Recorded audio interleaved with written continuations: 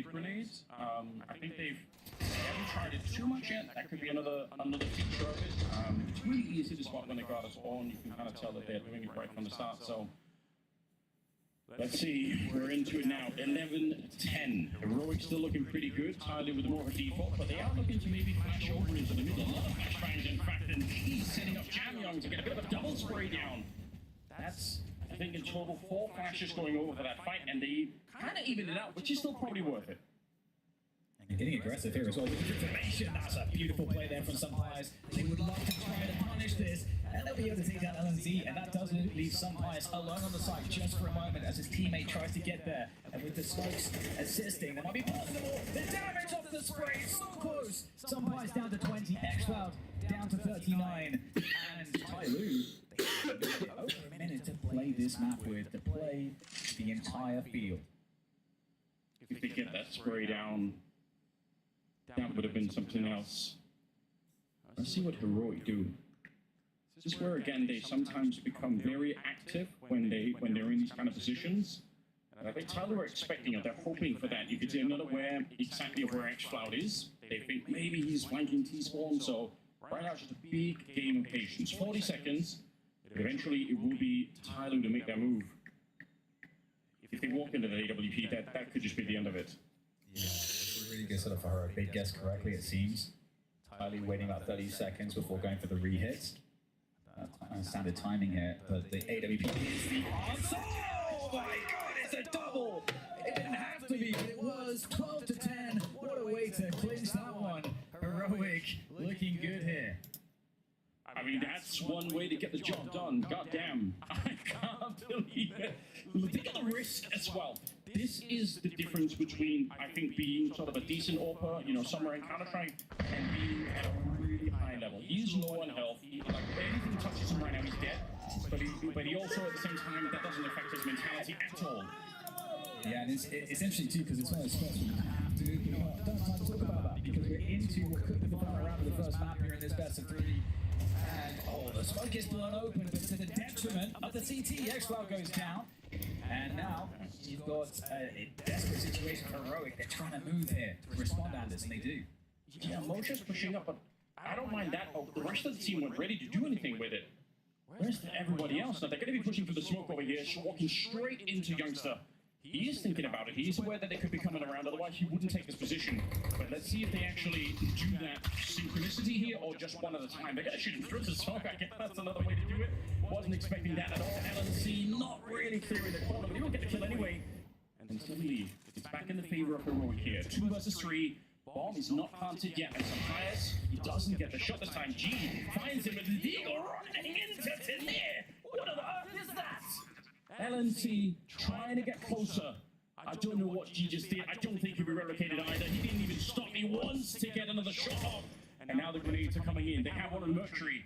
1D dunk here, and they're going to be able to get another round on the board, but he's got his rifle out. He doesn't want to throw any grenades. LNC with a swing, and Mercury with a headshot again. Another round for Tyloo as they get all the way to the final one. One chance at overtime.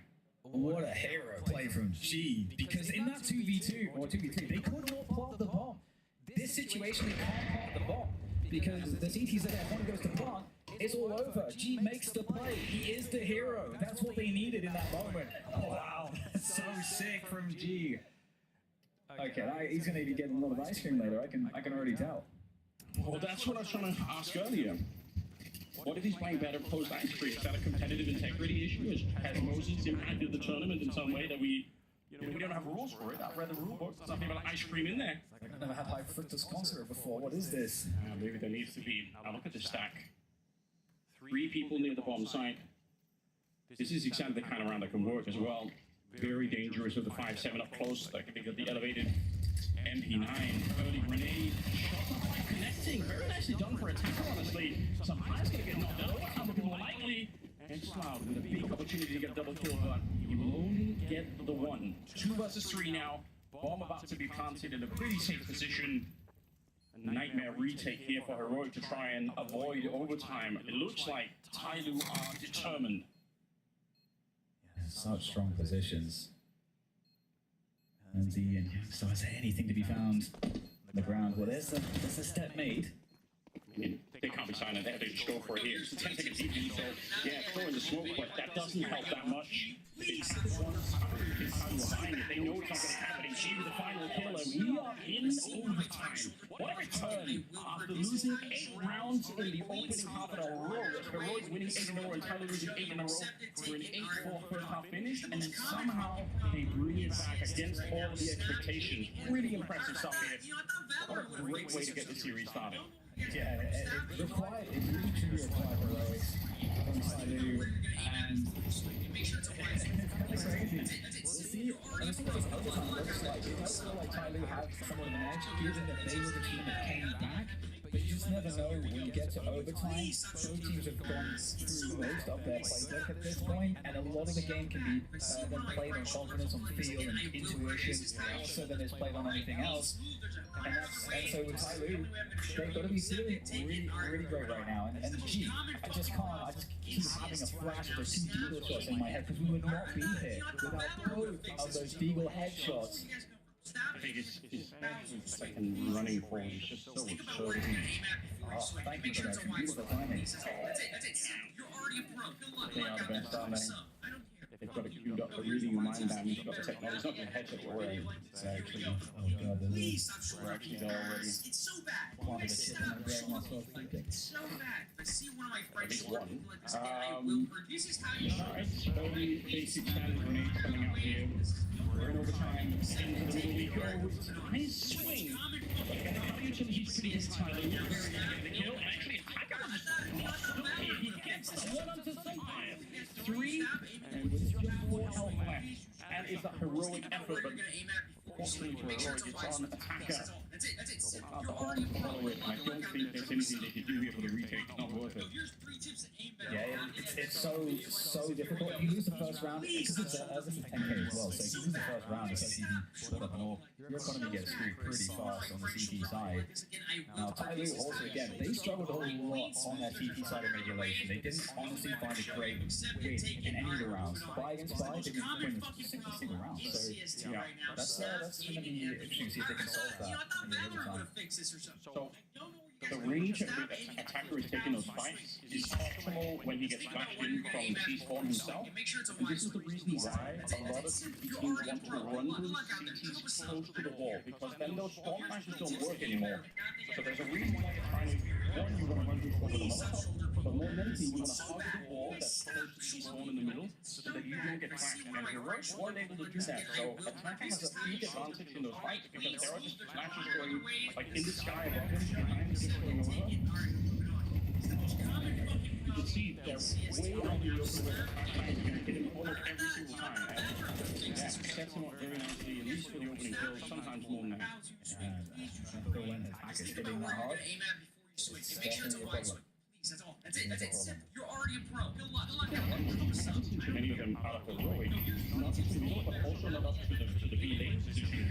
I'm kind of curious. That's not something that they've been fearing. Some teams are. They love the acrobatics of getting you early outside of these bridges like that. Alright, clean, smooth. There's 100 other ways. In a feature of the game, too much yet. Accept it, take it. Alright, we're moving on.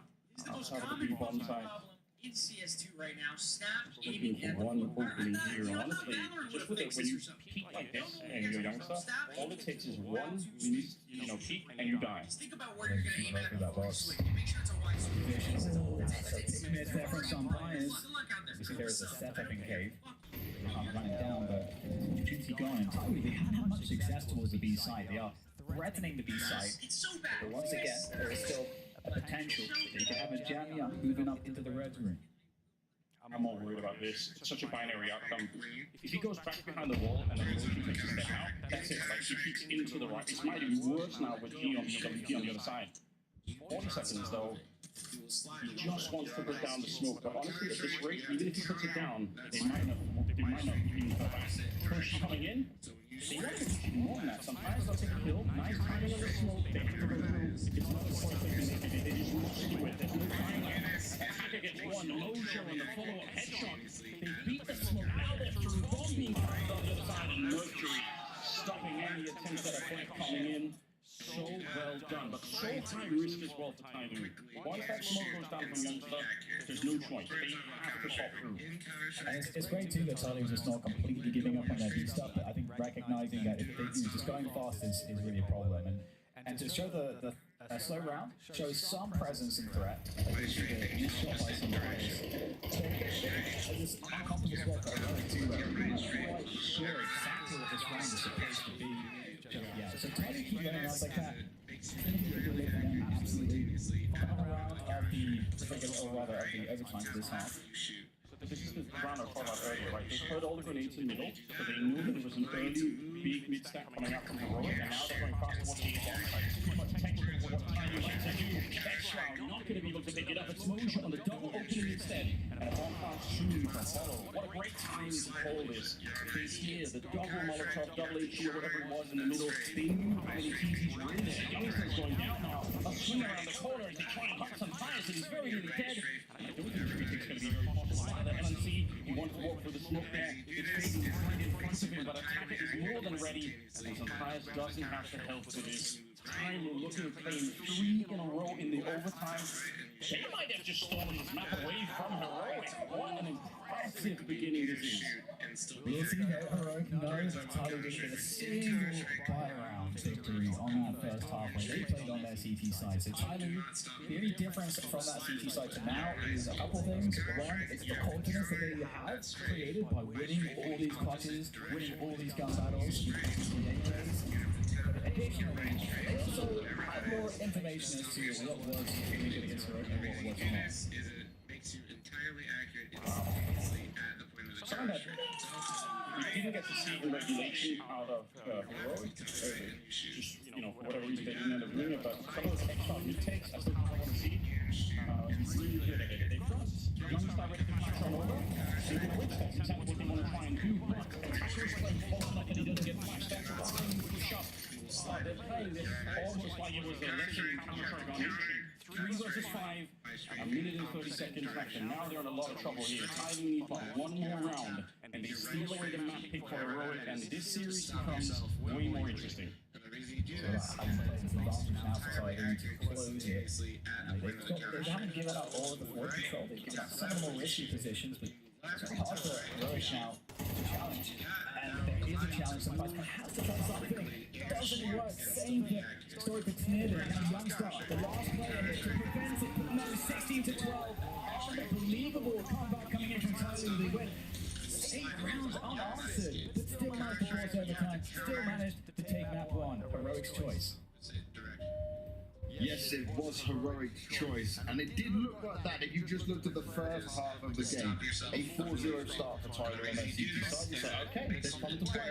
Then they get absolutely smacked. You think it's going to be over, but Tyloo, they find a way to keep on winning, even when making some, at times, questionable decision-making. But the individuals were sharp. They were winning their fights, and they come through with a very impressive win now. Yeah, I think they got shots in overtime. I think towards the end of regulation, I think they're very fortunate to get to overtime. I think not so much like questionable decisions. Yeah, maybe like just the way they were taking some fights to deep also. It's not like they really wanted to rinse and repeat over there. They almost got forced away. But that being said, they had chances to blast when they got stopped in that D-rush, stopped the number of times trying to pick in. It's great tenacity from Tyloo to bounce back the way they did in NC. And I gotta be honest, Heroic played scared. I mean, Heroic didn't play the normal game that I saw in League 1 there. Okay, the way that they wanted to play on their own CT side, they were on their heels for so much of that game. They were letting Tyloo dictate the pace, and I get it. Tyloo play a pretty ridiculous style. Like they sometimes get in your faces. They have all these different cool fast starters, but like, bro, you gotta take something here. Yeah, pace changes. I mean, Startle pace changes on up to the bomb side of NT. Kind of taking it and then hitting the B-bomb side. Like they did a number of different looks in some of these rounds. It's really tough to get a hold of. The conditioning was really there. I want to look at round 17 by Tyloo actually execute on the B with some success because it was a bit of back and forth on this. I mean, you can't just say that Tyloo play random when they were able to push a CT side from Heroic all the way back into the corners, and then they just do a really simple execute. I mean, they had some mid space in this one. They were able to throw some good utility out, and I've seen Heroic in these kind of situations before, but usually they'll double cave, or they'll be going for a redirect mid, and then the one guy at B is playing far back. Instead, they got kind of caught in a moment of transition where they were kind of 1 foot in the bomb site, Youngster was kind of out of the bomb site, some 5% and just holding for a top mid swing. Like, they were all the way back as far as they almost could be. I give a lot of credit to Tyloo for that execute because I think what they're doing, that player comes like trying anti-flash, so he's waiting for the flash cue to peak, and then the long tower is going to come through the smoke. But Tyloo comes through the smoke as the flash is just coming over. They like to have like a weird timing with it where everyone's kind of stuck into the wall, and by the time they turn from the flash, everyone's already in the face from Tyloo. So that's a cool little trick of like when you're scaling with utility. And then even when it started to look dicey for Tyloo, you look at round 23, right? They're on lesser weaponry, they're still bringing up the final success, and this was huge. This was huge. I mean, we just saw what I would say is a more classic T-side engine. This one got crazy. Like, this one got real hairy for them. You know, they have lower weaponry, lower buys. Amazing shot being hit by Mozia there, but then they just kind of let this get so chaotic. You know, the pressure in the middle, like there's no one even around him, but then they're working out. They were working out towards A earlier in this round, but then they started swinging back, the pendulum towards B, and then we had some incredible G moments, and most I know you love that. Yeah, you have to love it. Why not? But I mean, they kind of in some way have no business winning this round. These shots are unreal. So Bias have been there and missed that follow-up one with the Eagle was nasty. Yeah, you have no business being. So and number two, this was a nice like kind of like tick for tat in a sense because Heroic had just won a nuke around a couple rounds before that as well. Yeah. That was one of the moments Tyloo had to collapse, and it's huge that G steps up in that way. And that's what he's been doing for him. G and Jung have a great game. They carry Tyloo through a large stretch of this map, and then you start seeing Mozia get some opening kills in overtime. You see Attacker having to get back to the middle and overtime. I mean, everyone kind of stepped it up at the end, but those two particularly got them to the finish line. If they go to the finish line, the rest of the players start to step up around them. Right? These moments go down. Then we're coming to the first round of overtime, and Tyloo full force for this one. I feel like the best player in overtime for Tyloo was Attacker, which I did not expect at all. I mean, round 25, I mean, he's set up for success though.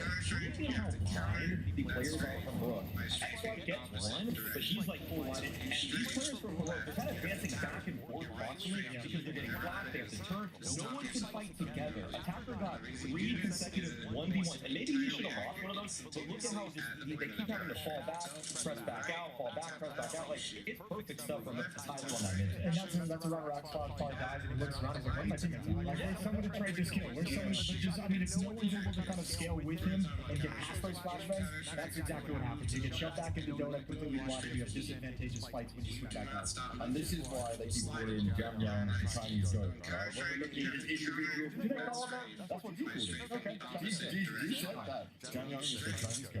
I believe everything he said. I know that they. Okay, let's look. I know that Jam Yang's the most popular player in China. I don't know if he's got the GOAT title. Like, Captain Mo Shirley's got to be holding on to something, man. Jam Yang was incredible. Like, the way he's able to break open bomb sites, able to find great crack. I think he got a bunch of X-Factor kills. Like, look at that mid-paper. He gets first bullet gets the kill. Second bullet on the swing. Like, he's able to transfer, win outright duels. Like, towards the end, I remember there was this round in overtime where he gets the instant first bullet headshot on a player around donut, and he's instantly traded, and it was like in a millisecond that he's able to get those kills. Like, that's why we get so excited about this guy, because those windows of opportunity in Q1 are so slim, and yet he can still put that crosshair exactly where he needs to go. And showing up when it matters is a huge thing. Like the elimination game, like, you know, stepping up and getting 30 kills, helping you get to overtime, helping you win the first map of the series. That's huge. How many times do we see star players have those kind of like middle-lane games or weaker games or quiet games when everything is on the line? Jam Young and G both delivered in such an intense situation. You mentioned him, we've got to have a look at it. G has to be a focal point, especially what he's able to deliver in this one. More than just the crazy Eagle moments, it was across the map. I would even say that in the first half, he had some decent rifle moments too. So, I mean, actually, yeah, when they swapped to the T side, he had some good rifle moments. But either way, I mean, the way that he offs is a little bit curious at times. Like, he loves to just lock down a position, and he can be so patient. But even when he got the rifle, this is where I was more impressed. I remember him for all these off moments from stage 1, but being able to bust out the AK, being able to bust out the Eagle, like, these got Tyloo over the line. I'm using this crosshair tonight. That's our green dot. Teal dot, or like the light blue one. Yeah, it is. I think I'm not trying that out. Yeah. A little G sauce. A little G plus. Yeah. You two are probably not giving full settings on them. That's true. I might be able to have it. Yeah, I can download it all. Ice cream geek. If you see that now in the next Premier games, you know it's Moses hiding in there. But it wasn't all losses for Heroic. It was a loss of the map. There were some individual moments in there. Youngstar, when that B hit was coming towards him, he was getting his. Incredible anchoring done by Youngstar. It's usually oftentimes overshadowed by people like Tamir and like X-Cloud because he mostly just plays in the pack, plays a little bit more selflessly. But when he swapped to the CT side, one of the only things that you had going for Heroic was that the ball site was very difficult to breach for the Tyler side, and a lot of that was down to Youngstar just finding these great kills around the smokes and really being able to stop the execution. I mean, I think it's obviously Youngster doing a great job. I'm not going to take anything away from him. I think these were the rounds where I was watching. I was like, Tyler's going to lose this thing. These are just rounds. Like, it feels like they're just kind of limping into these fights like half in, half out, not really expecting to have the battle. And Youngster took complete advantage of all of them. So he was huge. I think it's got to be extremely disappointing. I think like maybe towards the last like 6-7 rounds of this game, including overtime. I think he only lost the ball like once. Yeah. That was in overtime. Exactly. Yeah, so really painful. But most of his holds throughout the half were just spectacular. I just want to quickly get your opinions on going into this Mirage because obviously it is a strange one, at least for Sidey, because they'd love to pick Inferno, but it gets banned out on the other side by Heroic. Is there a chance now because of that where Heroic can bounce back into the series? This is a little bit weird for me. I thought Tyler was going to take the train outright. It became a third map decider. I felt like Heroic is actually better on Mirage than they are train, so I think Heroic's going to be extending the series. Okay. I still have faith that they should be extending the series. Although I would say I think depending on how Tyler comes out the first 5 rounds, it's going to be telling us a lot about how this game is going to play out. And let's see how it goes down. We're going into Mirage, a bit of a change up in the picture of what was expected, at least from what Mario was saying. And let's see what happens on the server. It's elimination time. It's Sidey going up against Heroic. You do not stop moving. We'll slide a little bit. You're on ice skates. So in Counter-Strike, you have to counter that strafe by strafing the opposite direction. So when you strafe left, you have to tap your right strafe key, whatever that is, to stop yourself immediately. And the reason you do this is it makes you entirely accurate instantaneously at the point of the counter strafe. So when you move right, you tap left, you shoot. You move left, you tap right, and you shoot. And when you do that, that'll allow you to move quickly and shoot and still be accurate. So we're going to talk about counter-strafing. In Counter-Strike, when you move to the left and you let go of your strafe key, you do not stop moving. You will slide a little bit. You're on ice skates. So in Counter... You have to counter that strafe by strafing the opposite direction. So when you strafe left, you have to tap your right strafe key, whatever that is, to stop yourself immediately. And the reason you do this is it makes you entirely accurate instantaneously at the point of the counter strafe. So when you move right, you tap left and you shoot. You move left, you tap right and you shoot. And when you do that, that'll allow you to move quickly and shoot and still be accurate. So we're going to talk about counter-strafing. In Counter-Strike, when you move to the left and you let go of your strafe key, you do not stop moving. You will slide a little bit. You're on ice skates. So in Counter-Strike, you have to counter that strafe by strafing the opposite direction. So when you strafe left, you have to tap your right strafe key, whatever that is, to stop yourself. And the reason you do this is it makes you entirely accurate instantaneously at the point of the counter strafe. So when you move right, you tap left and you shoot. When you move left, you tap right and you shoot. And when you do that, that'll allow you to move quickly and shoot and still be accurate. So we're going to talk about counter-strafing. In Counter-Strike, when you move to the left and you let go of your strafe key, you do not stop moving. You will slide a little bit. You're on ice skates. So in Counter-Strike, you have to counter that strafe by strafing the opposite direction. So when you strafe left, you have to tap your right strafe key, whatever that is, to stop yourself immediately. And the reason you do this is it makes you entirely accurate instantaneously at the point of the counter strafe. So when you move right, you tap left and you shoot. When you move left, you tap right and you shoot. And when you do that, that'll allow you to move quickly and shoot and still be accurate. We're gonna talk about counter strafing. In Counter Strike, when you move to the left and you let go of your strafe key, you do not stop moving. You will slide a little bit. You're on ice skates. So in Counter Strike, you have to counter that strafe by strafing the opposite direction. So when you strafe left, you have to tap your right strafe key, whatever that is, to stop yourself immediately. And the reason you do this is it makes you entirely accurate instantaneously at the point of the counter strafe. So move right, you tap left, you shoot. Move left, you tap right, and you shoot. Alright, so now we're gonna go to the other side of the coin. See if you agree on this. What's your worst map right now? You should get this once. Yes, you should. Okay. 3, 2, 1. Wait. What? Are you trolling in the pool right now? In the pool. You might be doing a little trolling. Trolling? What do you mean ancient? What do you mean? We are best in Nuke, mate. You're the best you're playing in the world right now. Better than Nico. Get your stats. Alright, we're gonna get a little harder here. So who has the worst comms on your team? Who has the worst comms on the team? Yeah, that took no thought. That took no thought. Alright. It's what can you say? It doesn't know English. Next one. Let's keep rolling here. Let's keep rolling. Okay, so who on the team is most likely to miss a smoke? Again, he's just locking it instantly. I know there's one specific smoke that one person cannot hit. We're saying it all the time. Alright, we ready? Yeah. Okay. Alright, it's the ancient elbow smoke, so I see this. Yeah, he puts that every time. Yesterday, we don't know it. Who's the biggest tilter on the team? Who gets the most tilted on the squad? Oh, that took no thought.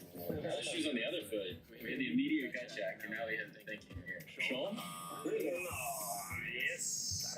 Maybe sometimes it's the most vocal one. Maybe, yes. We need to lock in. Lock in, guys. 5-9. It's a lock-in.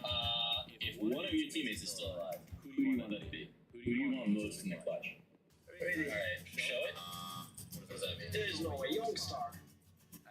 He's on clutch. I think it's kind of close. Most of them are good at clutching. I don't know. That was the second guy I was thinking about. Who on your team isn't allowed to touch the ball? Who is the person that you least want picking up this guy? You don't really think too much about that one. I don't think he did either. Who won show? Yeah. Like every team I've played in the last 5 years, I'm the 5th offer. Maybe even the 6th. Well, you keep an eye on that. If he picks up an all, it's not going well. Who's the biggest troll? That's a good question. Whatever comes to mind when you hear that. I'll go with the funny guy. Yeah. Okay, we're doing well here. He's always fucking wrong. Which of your teammates is most likely to team flash it? There's not a number, so it's gamble. I have some memories. I might, I'll go with the gamble. Reveal it. 1, 2, 3. Oh! You think it's yourself? I remember there's some moments you say, "Yes, what is this lunch?" I'm trying to defend. I'm not a lunch. You need to tell me. So, let's say, are you guys making playoffs? 3, 2, 1. Of course, mate. Of course. That's why we are here. We are not here to go right back to home, you know? You guys ready for the next game coming up? I think we should have better synergy, otherwise I don't think we're gonna be happy. Milkmaid. Yeah, I'm always helping you. This has been the Team Synergy Twins with Heroic.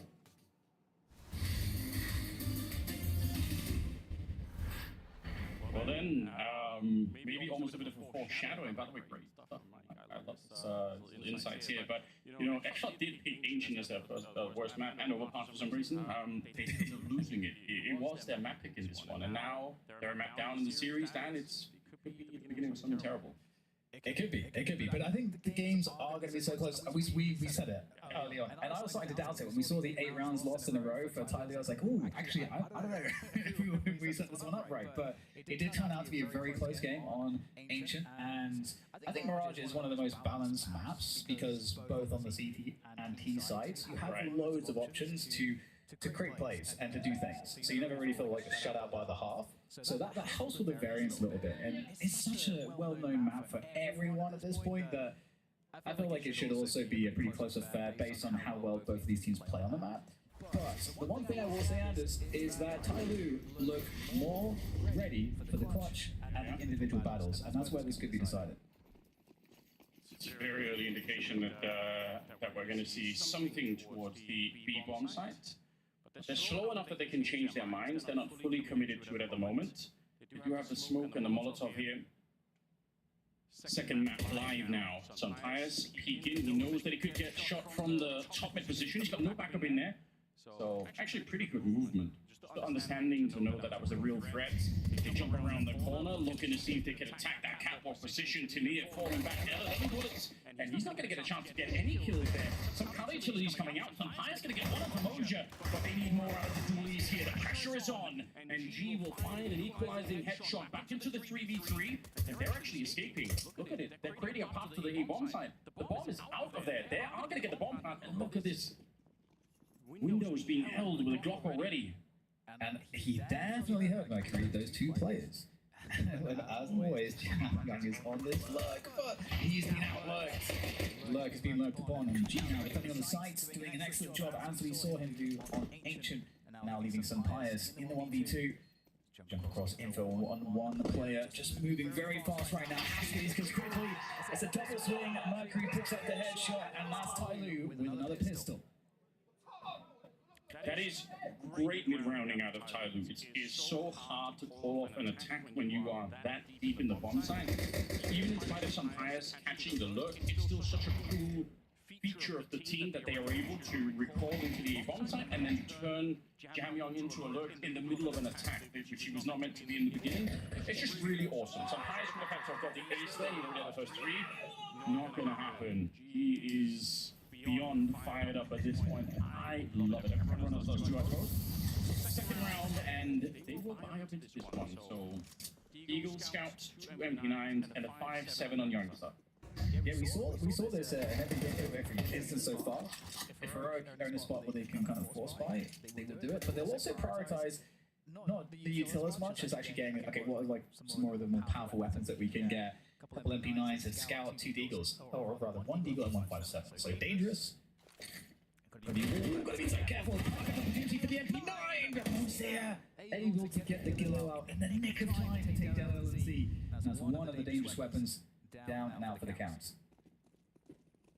Yeah, that you could feel it coming. Just a couple of footsteps away from actually getting the job done.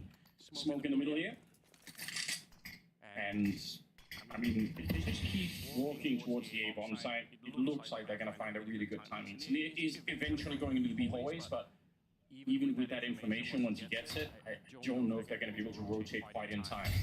Good utility here to try and get rid of anyone that's playing this position. You don't really want that.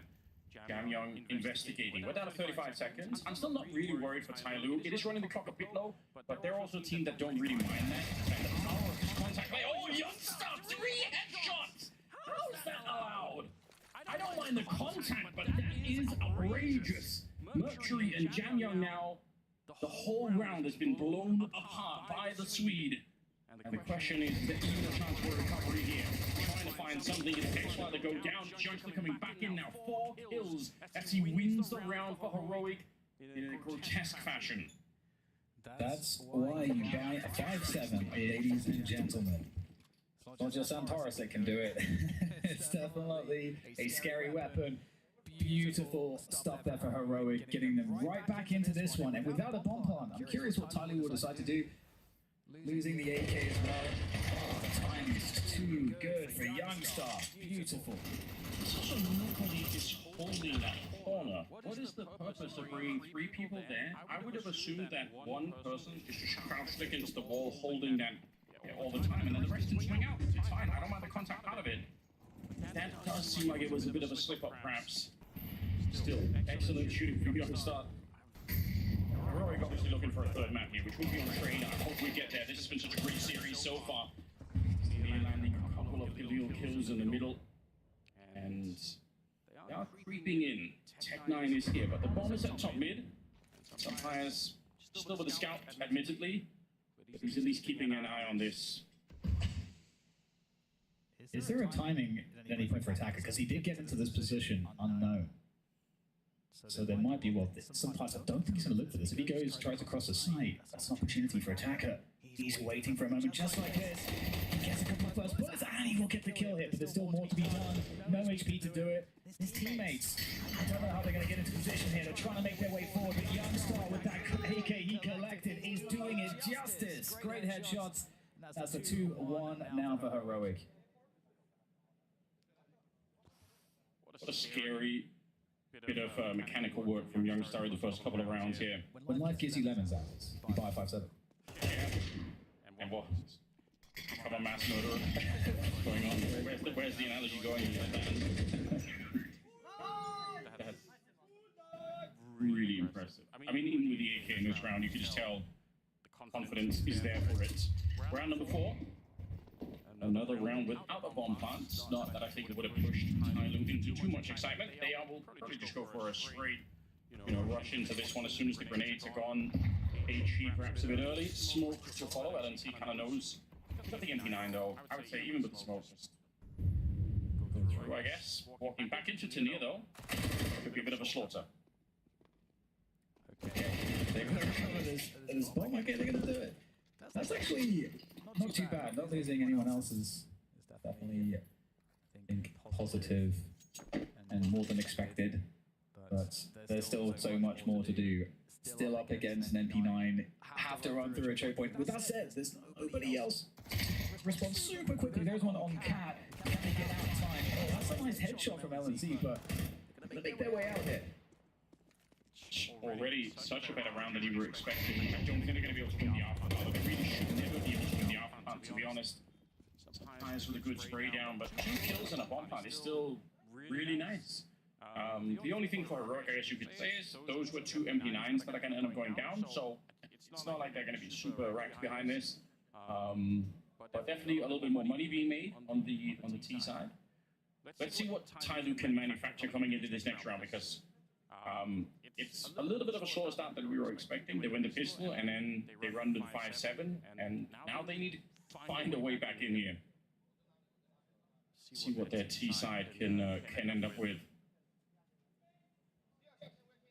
They definitely are a team that can be hard to play against. Jamyong's lurks on this map are still really, really annoying, especially if he gets into the ladder room in middle.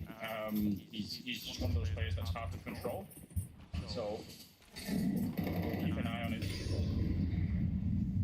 Classic smokes in the middle. Yes.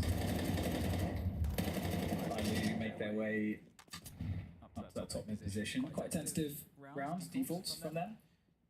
The smoke that you're seeing right here, a lot of teams will blow it open themselves, I guess a T smoke, and a lot of T sides will themselves blow that open and take a fight. I've noticed that Tyloo don't do that a lot. Instead, they flash wide, the swing that we're just seeing right now. They love that play, like so much so that I'm wondering if Heroic could even exploit it, because it's such a common thing for them to do. Well, Tyloo, they are hitting, they're looking to hit a specific timing, it seems, with this mid push, gathering everybody back through T-spawn with the bomb, trying to make their way forward. Nothing's been given here in mid. There's a flash! Oh, what a shot there from G! Finds the head and everything with the AWP. This is a great way to start this play for Tyloo. The defense there, Underdark, is not going to work out. Mercury will become a young star. Some players gets traded out, and the site has been lost, and it's all up to LNZ in the 1v3. Fair play to some players. He had a perfect read of what was coming. He knew there was a second player coming, going through the smoke there, but just couldn't stop himself from getting shot in the back, of course. LNC, they give him an early shot here. If he can get into 1v2, in the first 5 seconds of the retake, I think it's somewhat doable. The fact that they're so defensive, I don't even think it's worth it. And he's probably just sticking around to try and get the AWP onto that's in the middle right in front of him. So yeah, just hang around here, hope nobody exits this way, and then see if you can find a way to pick it up as they are running out of the site here. Bomb gonna go up, and just a really nice round. That early flick from G was just so quick, wasn't it? Yeah, it really did seem like the flash was a good timing. It seemed like G was dead, but in that position. But maybe it was the case that he saw the player and then got blinded. We'll see. Yeah, and he's okay. Well, maybe not fully blinded. I'm not even sure. Regardless, he hits the headshot with the AWP. What more do you want? Some players looking really sharp, but just overwhelmed at that stage. So Tyloo finding their way back in, and it's going to be the final buy for Heroic for now if they don't win this round. They're jumping into mid more aggressively here. This is the first time we're seeing this from Heroic. They've lost some players already. Yeah, I wonder what the timing was on that one. G able to take him down. Yeah, he's just got the slow spawn. Oh, that's crazy. hard to hit those. But especially with the incendiary down. Now, Heroic are going to try and group up in the middle a little bit, and like I said, sometimes they do this thing where they group up and all push at the same time. They didn't really get to do it much on Ancient, but it's something they do in pretty much all maps. This time, not necessarily pushing, but at least very mid-centric for the defense, which is not great because Tyloo are going for the default A execute that everyone in Counter-Strike should know how to do. Nice headshot, and that almost seals the ground here. I would say for Heroic, it is better to fall back right now. They're not going to be able to rebuy these rifles, and they've got the message right about now. So the game's going to be tied up 3-3. And I gotta say, I love that play from Youngstar to go beyond the smoke as the T's are scaling into the site, because in the retake, the CTs don't actually have any utility. So the only way to actually win a retake is to get kills, just find a spot to get kills. And the only timing to find that is before they're set up and once they're scaling in. So Youngstar, I think, made the best decision. It's a low percentage play, but if he, of course, is successful, it actually allows the round to be winnable. Whereas otherwise, this is the situation. And Tyloo, I mean, their money's not insane. They are just looking to keep all their guns, and they'll do the gentleman's agreement, Anders. They'll be civilized and allow the guns to be safe by Heroic. Yeah, sometimes you need that. You know, a bit of rest the trigger fingers a bit. It could all be massive. Especially you, man. Picked the wrong timeline. That's true. You're right. I'm working on it, Dan. Okay, I'm trying every day. I'm a slightly better person. I will say this: the kind of four-man mid defense that they almost were putting up there, Heroic. If you go back and look at enough of their demos, you will actually see it a lot on Mirage, and it's interesting because basically what it means is if you're on the T side and you try to fight early and middle, I'd say there's a really big chance you're going to be fighting many more people than you really want to. So you could be fighting them in connector and window, but then there's going to be a third or fourth time, essentially swinging from catwalk.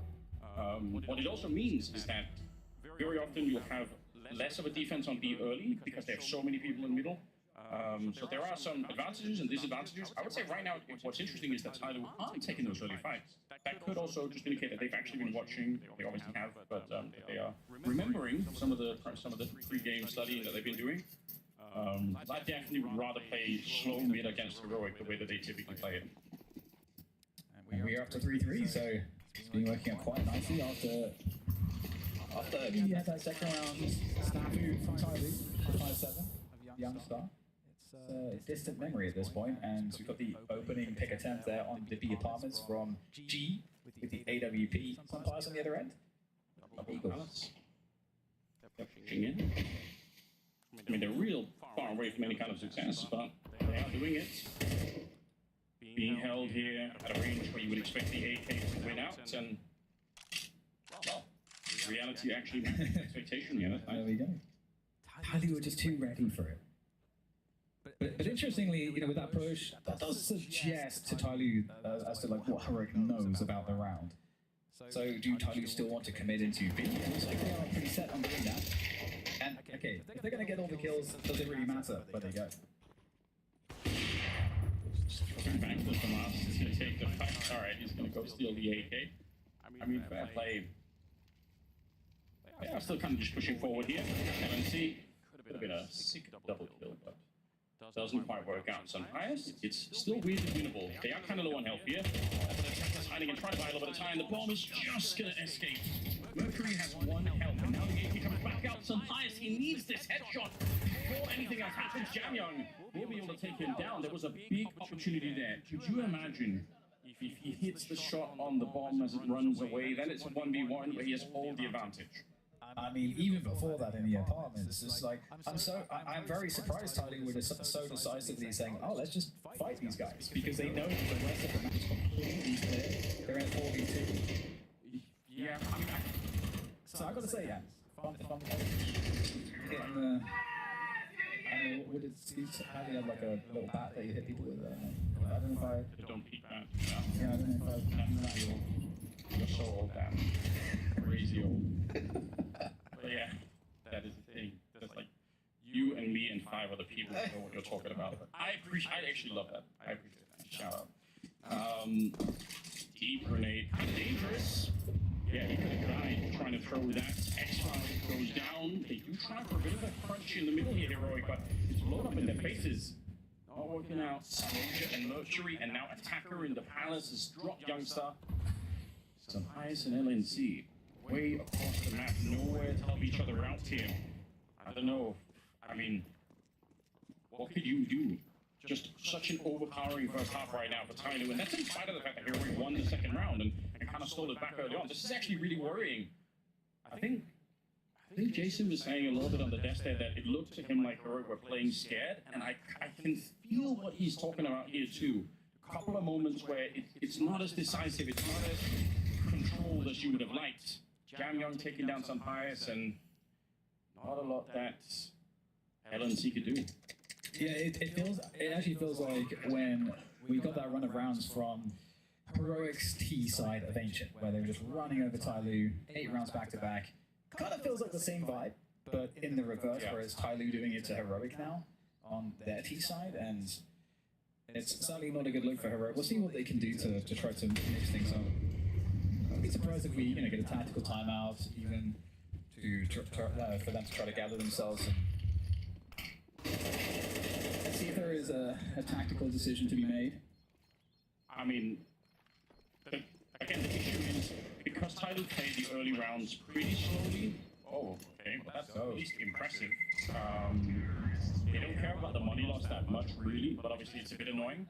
Hopefully, we'll inspire the rest of Heroic a little bit. But yeah, I think the issue is when you have a bit of a slower default on Tyloo all of these rounds, then a lot of the tricks that Heroic wants to do, like pushing Palace or anything else like this, you're getting forced doing it, right? You're not really surprising them. They already are kind of aware that it could be happening. And the other thing that really scares me is the fact that if you go and look at Tyloo's CT's hard on this map, it is insanely varied. Their defense on this map is almost impossible to read. They have so many different setups. So I don't think it's going to get easier in the second half at all. This is a great round to go A, it seems, at least at the beginning. We do have some weapons here. Of course, the AK saved by LNZ. He's actually in the position to challenge this. So, in fact, this could be a target round for Heroic to defend. And Youngstar does it again with the 5-7. And now there's just 3 left here for Tyloo. He's trying to scale on in, but the Chaos now, they just don't have the numbers. And again, he comes back to Youngstar and that 5-7 in Palace. Are they going to get the message soon, do you think? There are ways to deal with it. You don't have to just, you don't have to peak that with your forehead showing and just ready for the 5-7. They did have the model for the least this time, so I guess fair play. They were trying their very best, but Youngstar responsible for a lot of the output right here. Okay, let's see. 4-5. This has to be the turnaround moment. I think Heroic need the rest of the round. They need to make it 7-5 in their favor. They're in a lot of trouble. They lost the first map at overtime, remember? So all of the pressure is on. If you lose this one, the map here, if you're Heroic, you get eliminated. Trying to fight for a third one on Train. They owe it to us as from the audience. I'd love to see a train between these two teams. Yeah, definitely with you on that one. I'd love to see that. Some Pius is a great spot here. AWP on the catwalk is always a solid choice for your CT side. Will it be expected? How many people are in middle again for Heroic? Such a common thing for them. Pius knows he's going to get something, some opportunity at some point there in mid. That might have been it, one of them at least. Yeah, he recognizes they might be scaling, repositioning after showing himself. Of course, it's so powerful to do this on Mirage as an AWP. Yeah, they've also heard it though. He was running back the whole way, so they've definitely heard the footsteps. So at least Tyloo are going to probably be aware that it's likely the AWP is in a different position. 40 seconds, it's right through the smoke.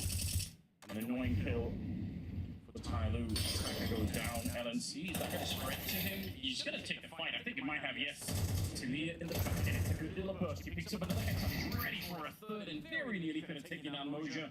He has the bomb in the catwalk position here, so he can go back and pick it up, Moja, but he needs some help from Mercury. They are nearly lining up. This could be a disaster right now. Look at it! With the Galil in the back, and they both go down. 10 seconds. The bomb has been recovered now, and a disastrous round now for Heroic. It's up to xCloud to try and save the day.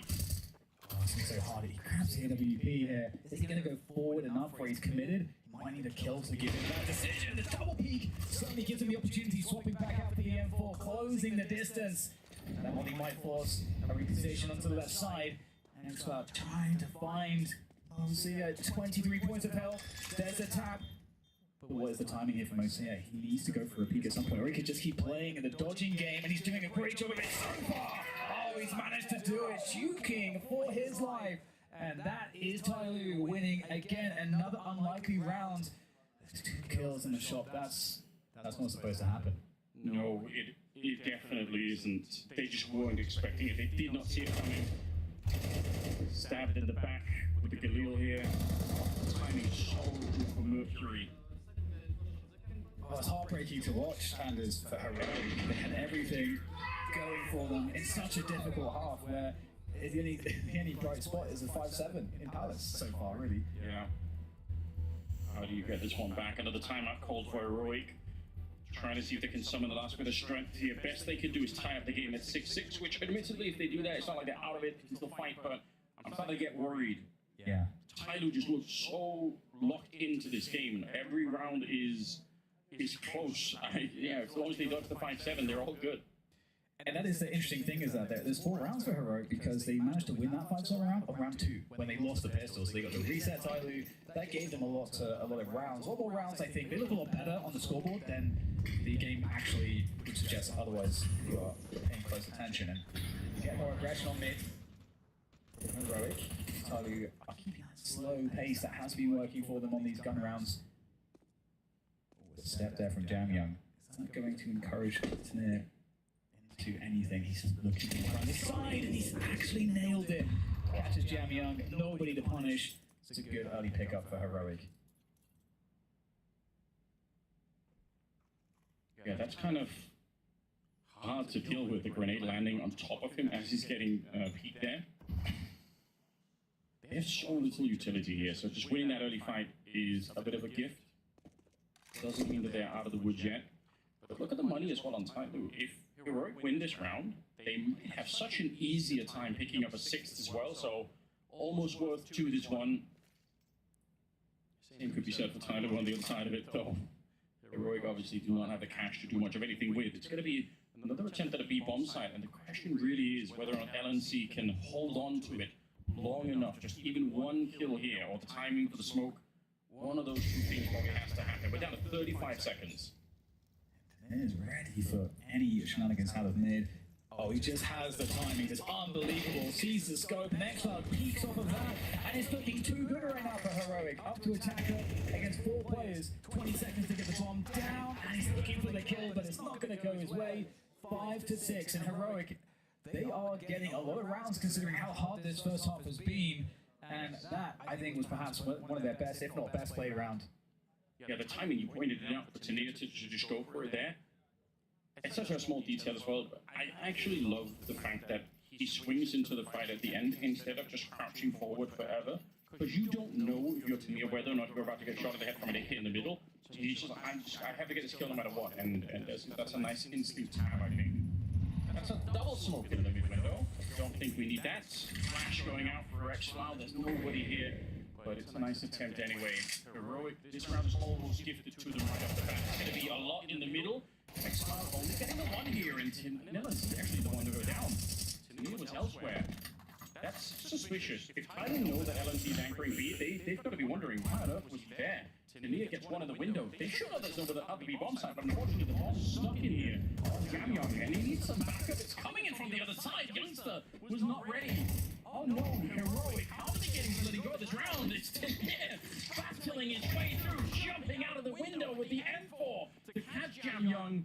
A desperate play, but it's worked. He gets the headshot on the Mercury as well. What a way to finish that round.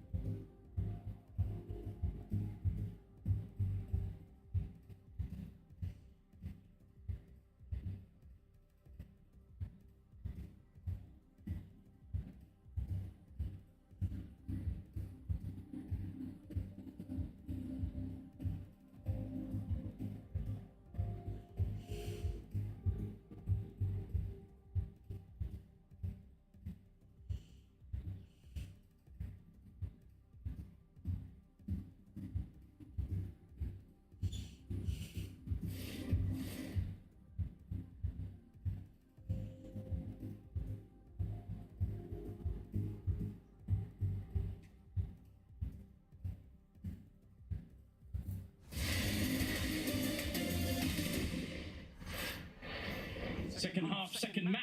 It's Tyloo versus Heroic here for the 1-2 teams, which means for Heroic especially, having lost the first map, their backs are to the wall. If they lose this map pick of Mirage, then there's no more major. They have to get home, and I think that would be a bit of a shock to them. They're very well matched up against Tyloo, to be honest, but Tyloo just looks like a sharper team right now. They look like they're more ready, and Heroic need a strong start in the second half. They got 6 rounds. It's not bad, but it could have been better. Yeah, you know, you can't sugarcoat it. It didn't look great, but they did get 6, so got to be so pleased with that. And it's going to be for Heroic, quick play into the A sites, and we'll see if the headshots will go their way here, because that's all it really does come down to at the end of the day. And we've got an attacker who's in that position that can be very easily isolated. She will try to take some contact here, take it, but the dualies at range here, just not finding the mark quickly enough. One headshot is not bad from attacker, but it's his teammates that are managing to make up the difference. 4 versus 2 here, suddenly, as Heroic find themselves in trouble. I don't know how Moja got the kill. That's sort of smoke. I think it's just a random click. I don't think he could have seen that. There's no way. They've already used the Molotov. And now in the 2 versus 4, this is almost impossible to hold off. Tyloo are coming for that retake. It's Jamyoung with another headshot on LNC, and Tania is completely overwhelmed. He, with a good couple of kills in the round, very well done. You already said it before we got into the actual attack there. It's down to those early pistol shots, and they got a couple of them. Even if the dualies only got the one, it's still better than nothing. But that Moja kill, I'm so confused about. Yeah, he's shooting. All right, this is later on. No, it is this one. How? How on earth did he do that? That really is. That's pretty crazy. I mean, that's a, you know, we talk about the pistol rounds having variance, and that's, you know, that's some variance for you. Yeah, that really is. And that's going to give Tyloo that much-needed pistol. Let's not forget they won the pistol in the first half, but they then did lose the second round to a 5-7. So we'll see if they can hold on to this one, this following round. And I mean, we've got the buy on the T side. It always looks so good when they force up. They were hoping that Tyloo wanted to fight. They would have been ready with, you know, 4-man swing at top mid, so they were really expecting or praying for that. Tyloo are really far back, and a little bit like on Ancient, you know, it's not that easy to get Tyloo into some of these early fights. Some taps coming out. Forward position on the A ramp, so they feel pretty safe in having these 3 people towards the middle. In fact, this whole setup for Tyloo right now is, I think, going to work pretty well if they just kind of keep it. They don't have a lot of reason to move around. The only danger is if Heroic go catwalk for a split on B. That, I think, would be the real threat. More tension here. Tyloo's not to investigate. The timing is going to be very interesting. Forcing all the points now, all at once here in middle. 2 kills going away to Tyloo, though. The trades aren't bad. Back 10 for Youngstar, doing the damage, and now opening up that connector position. But attacker is on the other end. He could be the last bastion here. The defense on the A side, he's gone into the smoke, and Youngstar's absolutely had him. And that's crushed the round now. This map doesn't seem like there's much left to work with. Jamyoung tries as he might, that MP9. I think you're right. Unfortunately, just already with the low health and everything else, if he had 100 health here, it'd be very, very interesting. He's got the kits, but is there even an opportunity? They have helmets as well on the other side, so it's not like he can just, you know, pick up a quick headshot on it, maybe on Youngstar, but yeah, he's already decided to step away. That's a crazy fight in the middle, and I actually think it did catch Heroic off guard a little bit. If not for the double Mac 10 kill there on Youngstar, I think Tyloo would have just found a really good timing. So I think they should still get some credit for it. It's a good idea. Heroic were, I think, actually transitioning into one of those B-splits that we were just highlighting. So could have been kind of bad, I think, anyway, for Tyloo if they had done nothing. It's pretty crazy that it happens again, though. The second round, they lose the pistol Heroic, win the second round. True. This time, I mean, it looked a lot, you know, it looks a lot better in the sense that, hey, they got a force buy, everyone's, you know, trading. It's like, you know, it like, looked like a lot more legit in that respect. And that's a 7-7 scoreline. And Tyloo, I mean, it's a lot worse to be on the CT side and to get reset. So I think Heroic now, the game is, you know, they've got an opportunity to really wake up and come back into this, find that confidence as they move into their T side. Getting a chance to have a bit of a conversation here. Tyloo, I mean, they haven't had to run too many timeouts. I think they're probably still very comfortable in where the game is. like I said, for me, that CT side is I think worth studying. If you go back and want to watch a couple of title games on this map, again, you're going to see so many different setups. And that makes it hard for Heroic to get into a groove where they just, oh, we know they have this, it's like their default. Yeah, I've seen so many rounds where you end up counting, and out of 12 rounds, they all more or less run 12 different setups. Yeah. It's hard to read, Oh, yeah. Well, it's going to be a straight B pop, it seems, from Heroic. A couple players here to defend for Tyloo. Good defensive smoke there from Jam Young. And 4-5-7, there's definitely a lot to work with here for the CT side. Tyloo trying to get as much as they can done with this. A couple of kills, holding a position, trying to keep that position alive as long as possible, but it will get removed.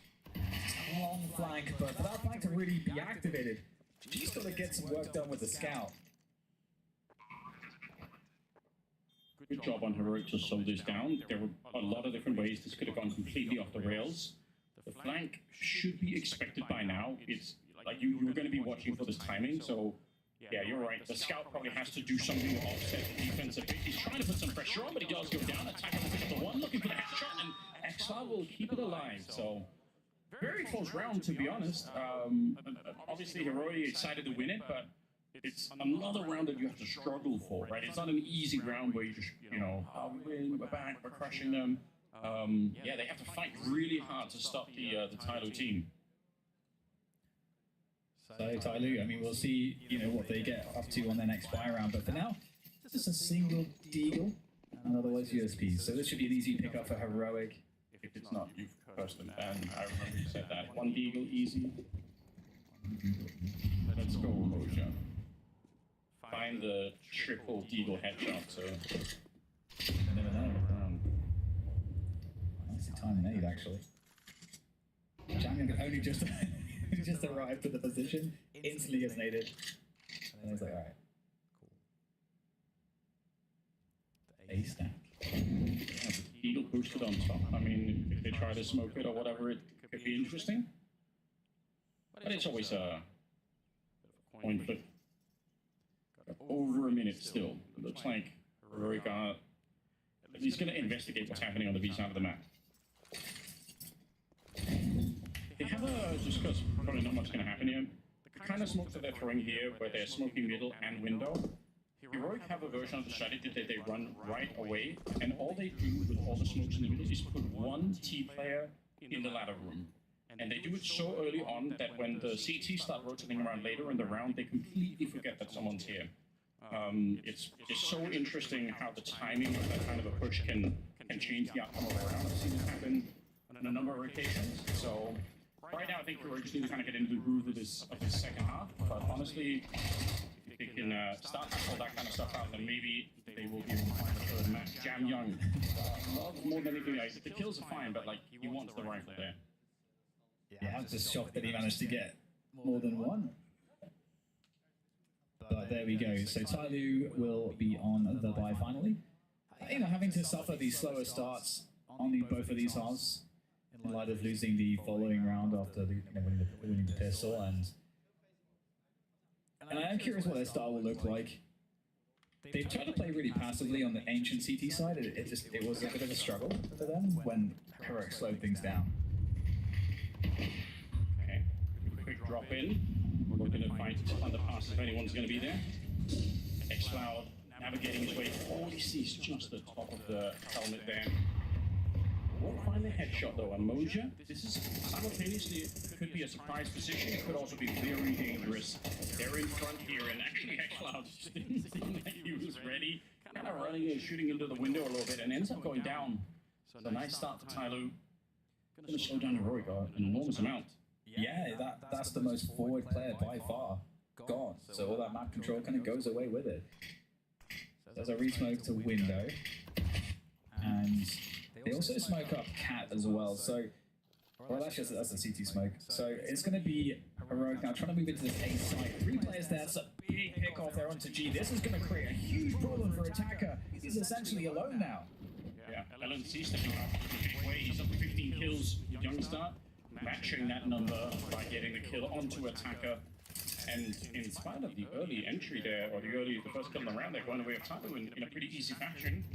They just completely get destroyed. And that was that connector play from LNC that really made the difference. Yeah, that definitely tipped it for sure. Otherwise, you know, it was a decent start to the round for Tai Lu. So it's one of those rounds where it's like, do we really need to think about, oh, did we make a mistake? I don't think they really made big mistakes there, but good play from Heroic. However, Tai Lu might get more creative in the following rounds. Again, we talked about it. There's lots of ways to be aggressive. So you see these players getting hunted down. I have to go back and check, but I wonder if they were playing like a 1-2 position in the middle where one of them was playing anti-flash. LNC, did he get the last one? Yeah, I think so. 4 kills in the round with Molotov. That's kind of interesting. But yeah, it's possible those 2 CT players, they go down one at a time to LNC because they were hoping that LNC would swing the corner with a flashbang. And so one of them is peeking and one of them is playing anti-flash, but then when the first guy dies, the second guy is just in a weird position where he has to go into a bit of an unfavorable fight. Regardless, it's another timeout now from Tai Lu as things are kind of getting out of control here. They're losing control of this map right now. Train to decide it all, and I've got my fingers crossed that we get there because, again, both teams know how to play Train, and this series has been very interesting, so we should all be so lucky.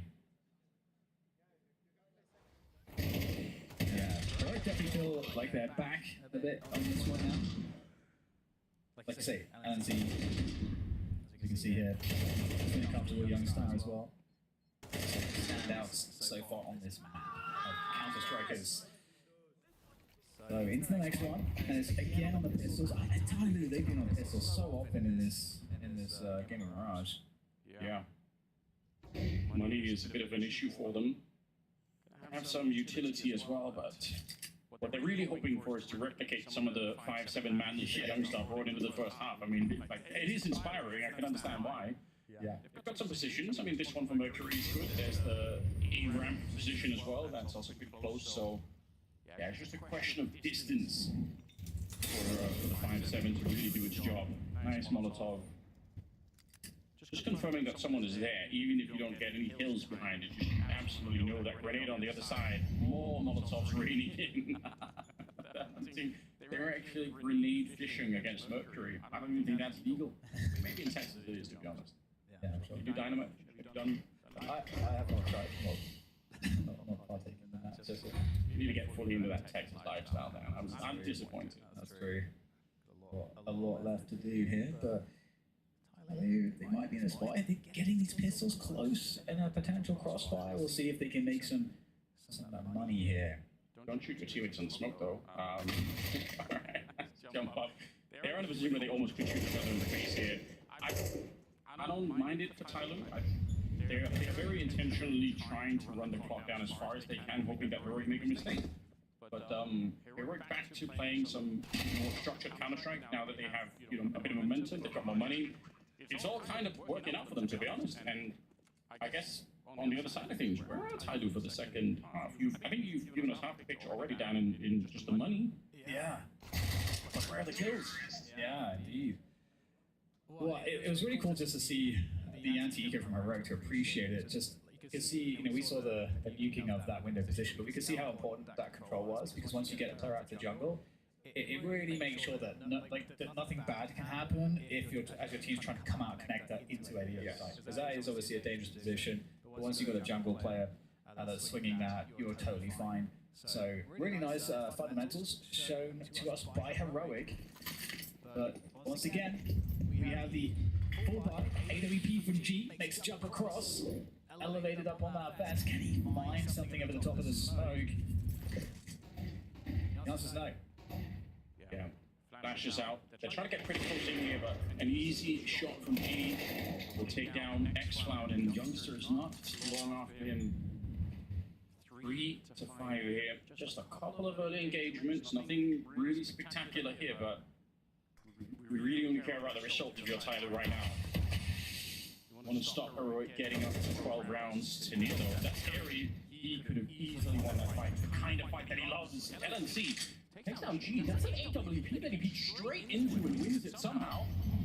LNC having himself a bit. He's not really meant to be the superstar of the team. Obviously, he's the captain here, but really good work. Sometimes unfortunately goes down, and it's too much to handle. Mercury getting the last one there.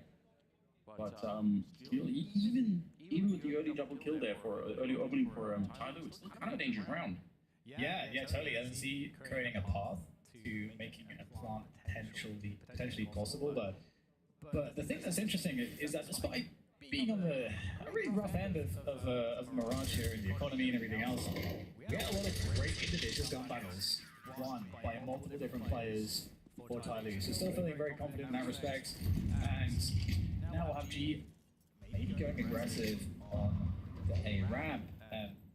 To see this mix up on the AWP. Youngstar taking down attack, but so aware, but not aware enough. G finds another AWP headshot. Stunning stuff there, and that's a good trade. But still 4v4 for the T side as they start to collect themselves in mid towards connector. That was low-key about to be a totally insane team. I'm sorry if you hadn't got caught there. I would have been so sick to watch. Kenny gets one, traded out very early on in a flick that doesn't quite connect. X-Mark's still alive on the other side. They're going to try and push to the side, and with this kill, they might just be able to. If he hits that shot, it's on. They get the bomb plant if they can. But now instead they've slowed down, and Jamyoung back to make it a quick double here. So Highest going to get killed by G, finding it with the AWP at the end. They survive with 3 people, and Tyloo's starting to summon a bit of strength here. They're starting to wake up. A little bit of stress perhaps in the face of some Highest, and to be honest, I haven't had to say his name nearly enough yet. I need a really good Sun. I'm manifesting that then. Good Sun Highest round. Yeah, I mean, he played really well on Ancient. Just a very quick note, I think that flick shot from G where he legs X-Lab, I think that was actually really important because the Jamyoung didn't get the headshot. You know, right? He got the 1 bullet kill, but it was like a body shot, and he wasn't going to get much more than 1 or 2 bullets there. So that might have been more impactful than I realized at first, but yeah, we get to see a repeat of this. Yeah, look at that from G. G's been hitting some really stunning AWP shots today. It would have been so cool if X-Lab, or if Youngstar could have got away with that one.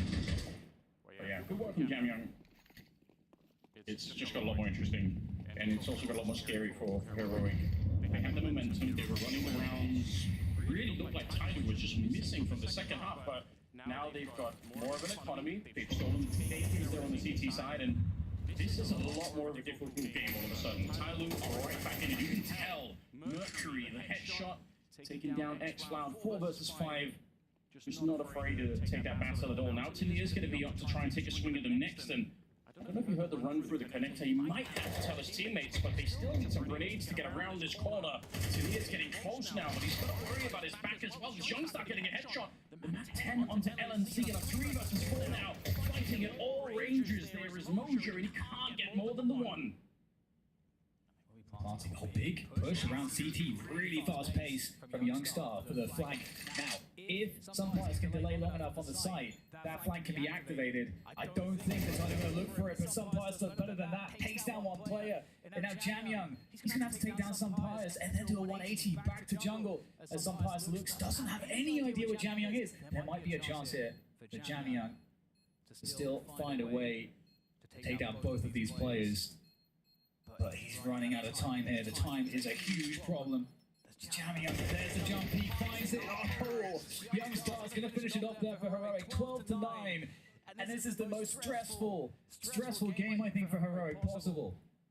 Yeah, that is really close. What a comeback into the round, though. And you're right, the flank through CT spawn is such a nice move from Youngstar, just massively increasing their chances to win that 2v2. And unfortunately, if they had a kit or a smoke, or preferably both in this 1v2 at the end, it's a very, very different kind of feel. But right now, Heroic on map point, looking to push us onto a 3rd here in this elimination game. The whole major for one of these 2 teams is on the line. Myers has got the AWP back. He's only got 12 kills. X-Cloud's also struggling a bit with 9. Everyone else on the Heroic side is popping off at the moment.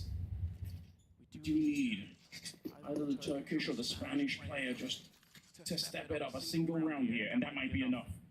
Train looming in the distance, and they are slow playing this one into the middle, just walking it here. Looks like we will finish at the A bomb site though. Big flag flash play, though. That's a nice pick off onto the catwalk position. And now you've got Tyler in a difficult spot, but gee, the trade from X-Wild is stunning. And Attackers, he's looking to make some moves here. He kind of has to do something with his MP9 up onto the base. And they definitely are aware that the shenanigans are possible here. You get Sunpius feels that he's ready for it. As soon as that smoke goes away, Attacker is in trouble, but still finds it onto Sunpius somehow. Pretty good spray down here, 40 seconds. Another 2v2, another chance here for Tyler to extend the map a little bit longer. Jamyoung running and spraying, and it taps away! That is as clean as it gets. Normally, when you have to transition from that kind of a spray into attack, especially as you're running, it's almost impossible to do, but very well played. Heroic, that probably was their big opportunity right there. Yeah, their money's been nuked. The money is gone. They will have one more chance to close in regulation. I mean, if it goes overtime again, they already lost one overtime, Danby. Can they handle this? I can't imagine the stress. Heroic on such a run of rounds in the second half, getting all the way up to 12. I'm already having flashbacks to Ancient, I'm sure they are as well. Trying to go speedy towards the bomb site, but the counter grenades are coming out already. The SMGs are here to try and slow them down. Very nice running headshots. As Youngster takes down one, he's going to find Emoja as well with the stolen MP9. 3v3 and the bomb is planted, and suddenly Tyler with a kind of a stressful decision themselves here. They've got the kits, they've got the utility, but all it takes is one mistake here, and the map is gone. Now closing in from all angles. Apartments, catwalk, and the shop as well. So we'll see what they can manage here. Tyler, they just need one good opening. That's it. That is what they're looking for. But there is one in kind from Youngstar there into the shot position. 2 versus 2 as Youngstar again. Heroic. They get themselves over the line, forcing a third map in this series. Unbelievable stuff. Great temerity from them. Heroic managed to take it on Mirage and show their actual might. But it wasn't comfortable at times. Tyler certainly had the fight in there. But this is a good show. This is what we wanted to see out of Heroic. This is what we expected to see more of from the beginning. It was more active, more heroic plays from the individuals. I know I fell into that pun, but I really didn't mean to do that. But that's just my brain. But no, yeah, I mean, that last round kind of threw me for a whirl. I'm surprised that it ended in that fashion, the way that Heroic was able to just pop onto the B bomb site. Like, after Jamyoung just had a really sick double M4 burst round to get it, closer to OT, for him to fall that quickly. Yeah, I'm glad I see Ty Lue sitting here stunned, like they just got punched in the stomach, because that's kind of how I feel. I think those last 3 rounds they played were really poor. I think down the stretch, you have this little bit of a comeback, you're within striking distance, and I think they gave so much space to Heroic in just about every single situation, and just get wrecked right at the end of the day. That's a tough way to drop the map if you're Ty Lue, I think. If you're Ty Lue, when you're saying that, right, they're just kind of giving too much space away. That's a mistake you don't expect to be making when we think of how Ty Lue play. Well, yeah, typical Chinese counter, you think they're not going to shy away from any fight. You think they're ready for any kind of a battle, but you see plenty of rounds where they're being split, where there's no resistance at A ramp, no resistance in middle. I think middle was a problem for them throughout the entire second half as well. I think Rogue did a really good job exploiting it on their T side. Just felt like Ty Lue could never get a handle of what the next play was. They could never get ahead of what Heroic was actually doing.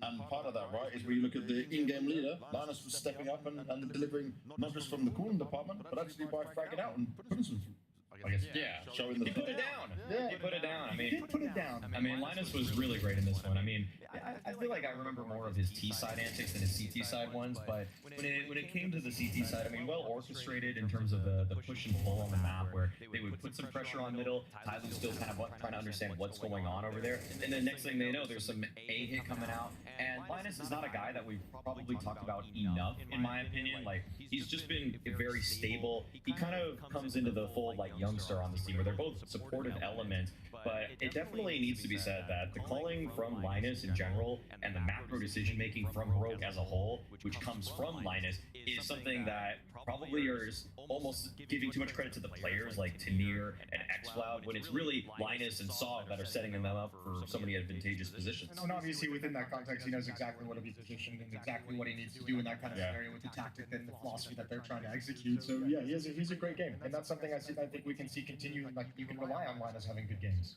And at least in this series, you can rely on Youngstar having some good games, right? We praised him occasionally on Atrium where we were falling out, but he continued it here on Mirage. Youngstar was horrendous on day one, I'll be real. Like, Simple bodied him, okay? Simple humbled him like crazy, and this is an incredible bounce back, okay? He single-handedly won 2 of the few CT rounds that Heroic had in this first half. The 5-7 that he had at the top of balcony there was Slice as well. exactly. He got a 3K once, and he got a 2K the other time. It's the same. And it's just like, that's just going to stop you. If you're Ty Lue, you're going to think, okay, what are we doing wrong? Well, this guy's just owning us with the most busted gun pound for pound in the game. Yeah, really good. I mean, really beautiful game from Youngster. And I mean, just look at the way he's playing off his teammates as well. Just good awareness of the situations that he's in. A nice performance here, 22 kills to get Heroic to tie up the series. I mean, I expected this. I know the scoreline was competitive, but I just feel like down the stretch, it didn't actually feel as competitive as it was supposed to be. It never felt like Ty Lue got a grip on this game. But it did feel like they had a chance to get a grip of this game. Yeah. Round 21 happened. Yeah, this is a brutal one. I think this is the one they split the A bomb site as well. And this is what I mean when you give up so much space. I think at this point, Ty Lue just feels like they're so concerned about middle where they've been abused a number of times. They see this presence. Nobody really had a presence over towards A, and as soon as they all gaze in a different direction, look at how far Linus is able to scale before anyone spots him or gets contact. They get so close to stairs, and Ty Lue is just like, oh, if we don't have this room, we actually have no ability to react to any of this in an efficient way.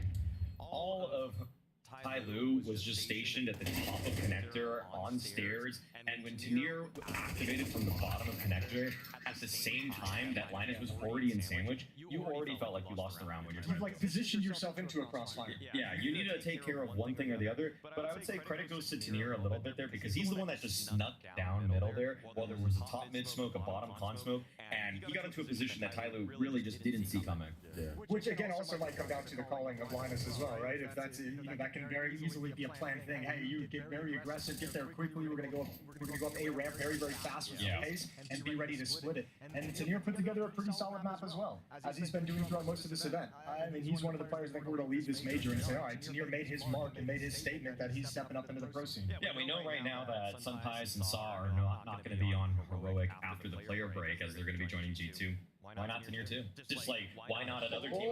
Look at him. I mean, I feel like he's been so good in so many of these kinds of positions. And like, dude, again, if I'm seeing him in a 50-50 duel versus anybody in stage 1 and stage 2, he's winning that way more than 50% of the time. One thing I want to touch on before we go into looking at the next map is what you said about Ty Lue sat at the end. They looked dejected. They looked like, okay, how did we let this slip away? Are we maybe worried a little bit about their mental and how they now need to reset coming into the third map? I'm not worried because I thought that train was going to be their pick. So the fact that they get it as a decider, it feels like a luxury to them that I don't know why they wanted to catch Heroic off with a surprise Mirage. Like, Heroic's entirely capable on that map. Yeah. But now we're going into Ty Lue's territory where I just think that they have a really nice playbook. They have a lot of good ideas of how to move G around, how he's going to be positioned throughout this. So it's one where they surprise people. Yeah, but we need to see some balls. We need to see some stones, and we need to see them willing to actually step up and stop the progression. If they play that same like little bit scared, little bit timid of like denying access and denying space, trains a map if you give too much over to the T side, like, they have to earn all that space. But if you don't make them earn it, you're going to get punished really badly. So I'm not so much worried about their mentality. I assume that's going to have to be the conversation. If you're the coach and you're seeing your players sitting in their seats doing that for 10 seconds after a game, you know exactly where the conversation between maps has to go. That's about reshaping the mental for the third and deciding map. But is it as horrendous as it looked for Ty Lue from what we're saying here at the end? Are we Not horrendous, just disappointing. I just sounded like a father right there. Not mad, just really disappointed. Because he's your brother. You're just disappointed in your sibling right now. Come on, G, I got some fresh ice cream ready. Let's rock and roll. It's chocolate this time. Yeah, exactly. In a weird way, Ty Lue's captured so many hearts with the post-game interviews from G, the personality that he exudes, that you do want to see them go deep because they're doing something that Chinese teams haven't done for a long time. They're actually showing that they can be competitive versus European opposition. And if they take down Heroic here, like, stage 1 almost felt a little fluky in some ways. This would not be a fluke. This is taking down the best stage 1 team in Heroic, and then there's no doubt in anybody's mind that they are legit. And I would say, too, to answer your question as well about the mentality, one of the reasons why I'm not worried is because every single interview we've talked to them in, they have that greater purpose of trying to bring Chinese Counter-Strike up onto the world stage. So I think there's less focus. I mean, this might be like a weird statement, but it feels like it's on some level there's like less focus on like Ty Lue as a team, like, making this deep run, but that it's actually for Chinese Counter-Strike. And I think if you have that angle, and if that angle goes through all the players on the team, I think their mentality is going to be solid. It's weird we're in America and with the most patriotic team are the Chinese. I know. What happened to America? It's gone to hell, hasn't it? It's unbelievable. They've learned it from you guys, right? And they've taken it in. Appropriated it. Yeah, there you go. Shoes on the other foot now. Let's see, that's enough to carry them through to it. We're going to a quick break, but we'll be coming back and discussing all things trains between Tai Lu and Heroic.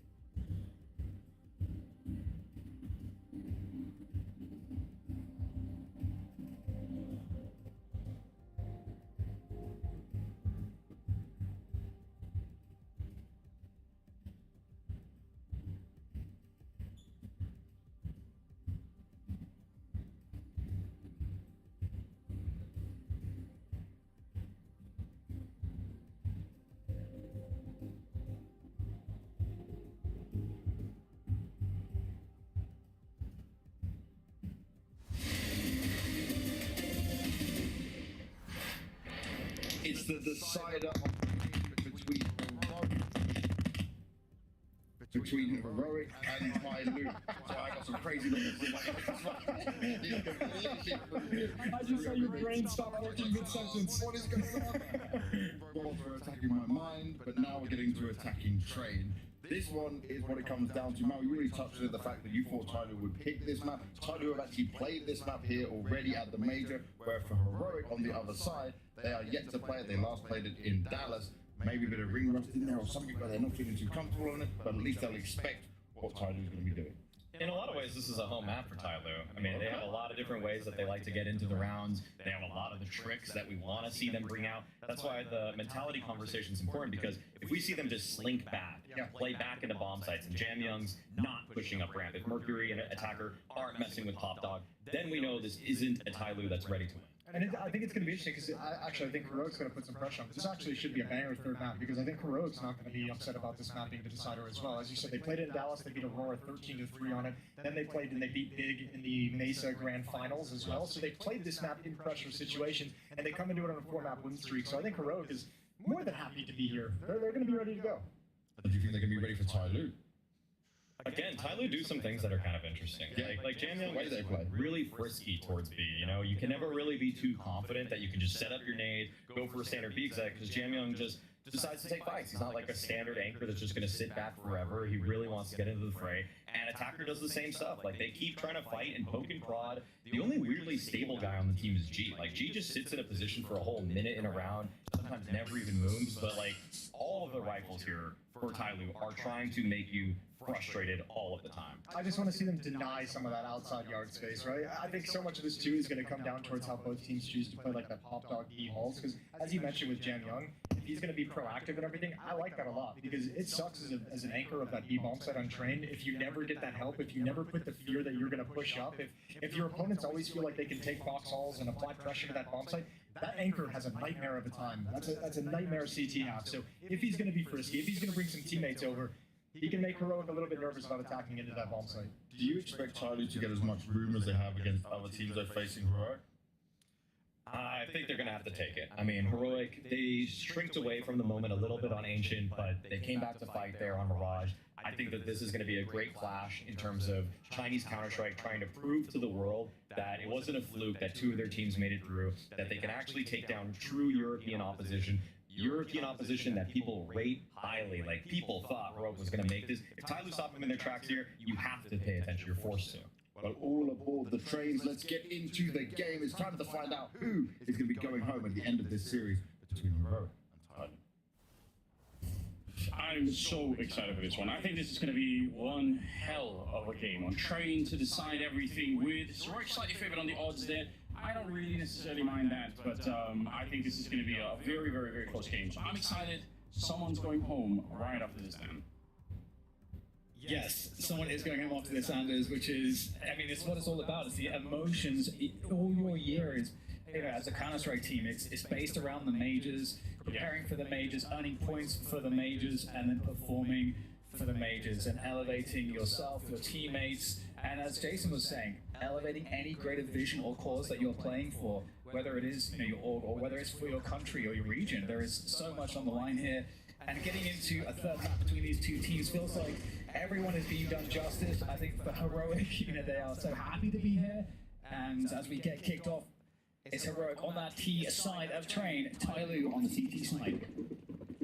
Already looking very much like a straight yard kind of play with maybe a little bit of a pop lock spice in there. Yeah, putting a little bit of pressure on, but you can see the rest of them are set up for more of an A split. So they just want to check it. They're going to be running into motion on it. A lot of pressure. A second set of pistols are coming into it now, and that's a lot of danger. Attacker, one more headshot, takes down LNC, and now Tilly has to try and recover the round out here. He does have a P250, but the bomb is lost in those back hallways, and how do you get into it? They've lost some bias as well. He got to throw that Molotov, and that was the only thing he got to do in the round. They didn't even really want to fight that much. They just wanted to clear the pop dog hallway here and then run onto the A bomb site. That was the whole plan from spawn for Heroic. But they got intercepted, and now they're in trouble. It's such a difficult job to do. Tries to take the first fight. It is a nice 1v1. That's a nice shot there, Tanir. You go to follow this one up. There goes the flashbang. But it is the dually trying to attacker that foil Heroic in this opening pistol of Train. I thought he had that. I thought he had that second shot. It looked good, didn't it? He's so sharp with that. Just the read, knowing that he was going to be able to push out the fight towards the side front. Yeah, the style of the play has become kind of popular in the pistol round for the CT side, and I guess for good reason. See the power of it. So many bullets to fight the Glocks with. So Tai Lu with the pistol. Yes, I managed to frame it nicely. So much on the line here for Tai Lu in terms of putting their country on the map in a more important way. Attacker does get two, but honestly, this is a very nice push. The bomb is right there. If they can take out motion, there's a chance for a plant, or maybe cheating shot on top of it. Momoja's gonna get traded out too. Some highs with an eagle and a headshot to take down the last player. That happened so quickly, and you could tell how uncomfortable they were. Tai Lu, nobody had any space to stand on. Yeah, that ending shot was kind of gross there from some bias. Yeah, you know, halfway through that, I was wondering, wait, who won the pistol round? Because, you know, you saw Tai Lu getting decimated, and, I mean, Is this like 3 times in a row now that Tyler win the pistol and then get reset? Yes. 3 times in a row. That is, I mean, it's not how you want to start your game of Counter-Strike. By the way, you know, Train is an athlete you get a lot done on the CT side with pistols, so we'll see what Tyler can do here. Well, that will be a big talking point, right? When we do the retrospective on this game, no matter who wins or loses, giving up this many second rounds is something that's going to be a topic of conversation or question. Oh, if they lose, absolutely. Yeah. But even in a victory, I think you would still have to say, going on further on into the tournament, that can't be the case. Like, winning the pistol is so important, but then losing the following round is obviously devastating. Bit of an Ivy setup. Don't hate it. I think G has a flashbang, so if they get the right, you know, timing for something, they want to see if they can get around the corner. Ultimately, there's really nobody nearby, so all they're going to get for it is information, which they can't even do a lot with the info. But it's worth it to try. They don't have a lot of opportunities here to do anything, so see if the 5-7 can do something. And also a rare CSAT 75 on the Jamyong. Respect that. Big respect on the CZ75. In comes multitude of players though from Heroic. Can we get any value from this? There's, oh, okay, the CZ's back. 2 quick kills, the pistols are actually crushing the push from Heroic. Wow, putting the clinic on just as was done to them on Mirage. That's crazy. The CZ stocks have never been higher, Anders. At least not for a good few years. No, a blast from the past. Such a rare pistol to see these days, but yeah, quick work of it. You could just tell the instant panic down Heroic, and then everyone else ready. They rotate into the B-bomb side. They had a lot of people there. Okay. But that just made this game much more interesting. They will force up on the Heroic side. They don't care. They spend all the money, and again, they want to be very fast with it. Down Ivy as well. Hold on. This could be an opening kill. Yeah, Youngster, what a path to take. Helps out a little bit. LNC's back there somewhere still, trying to see if he can find a bit of an opening. And Tinir also just lurking around the smoke. They trade 2 for 1 though, Tyloo. So might be better to fall back here and play a bit more defensive, and I think that's what they're trying to do now. Back into C connector, I like this. Yeah, totally falling off to regroup around the back. Well, yeah, I'm a big fan of how active Tyler are in the communication here to just create a play like this. Yep. Recognize the positioning, just completely change it. See if it catches Heroic here. Peek from LMZ, it's going to find an isolated Jamyong. Trade attempt is good from Mercury with the MP9. In comes Tinir though, the AK in hand, it is going to devastate these players at these ranges. It's hard to peek into this, you need to get a rifle up against him. Some players with the Deagle, once again putting it on. Tyloo, just G left in the 1v2 here. A kit is there. G is waiting for the perfect moment. Heads to spot. Oh, that had to be the headshot, surely. Is he going to go for the stick now? He is going to commit to this. And in comes some players to finish it off for Heroic. And round we go. Force buy, and then another force buy, and I feel like Tyloo are going to force buy again. That often happens when you get into this kind of a mode, and obviously if the first teams lose 2 in a row, typically gets fairly wrecked at the beginning here. Oh man. Oh, that's gross. Again from some buyers. They needed him on Mirage more. He wasn't having a great game on Pius, but if we can step it up right here, that's going to be absolutely everything. Game side up 2-2, and they did force up and around. A lot of utility onto attacker, and he's very low on health behind it. It's just default grenades being thrown from Heroic. Everyone does this. And an attacker, he should be losing this fight almost automatically. Bit of a flash there. Will be LNC to get the first one. A good trade in Moja, and then Jamyong as Tinir just spins 180 to get the shot on the Jamyong. Leaving G and Mercury. Again, very tough here. Looks like Heroic have found a way to stabilize this just a bit. But are they going to go into the Arc? That is the only chance really for Tyloo. If the bomb went down to B right now, there's no chance Tyloo can do anything or win. But if G can get off a couple of shots, connect them, let's not forget Tinir is also extremely low. Tyloo are still in with a chance in this round, and it's quite possible that Heroic might fall, at least with a couple of players. So see what can be found. G hasn't moved really from Ivy. And there come the nades. close on the timing, you know. He nearly had it. 40 seconds. Scout back here. Damage onto one of them. Another connection onto some hires. And if he had a team of the life, it could be so much more interesting because he does set up the pistols to do more damage, but he will get hunted down in the end. And Heroic winning the economic fight like that, this tug of war at the beginning, once you win 2 in a row, you are set up for a very powerful half. Yeah, they absolutely are. I think that's even more true because of how hard it's been for a lot of the teams that we've seen so far here at the Major to play the T side of Train. I think I called it tactical poverty at some point, because there are a lot of teams, they take the map, but they just run more or less the same 3 setups. And Train is a map that's way deeper than that. It's just that some of these teams here so far haven't really, I think, dug into it too much. We'll see if Heroic are going to be able to flip the script on that a little bit.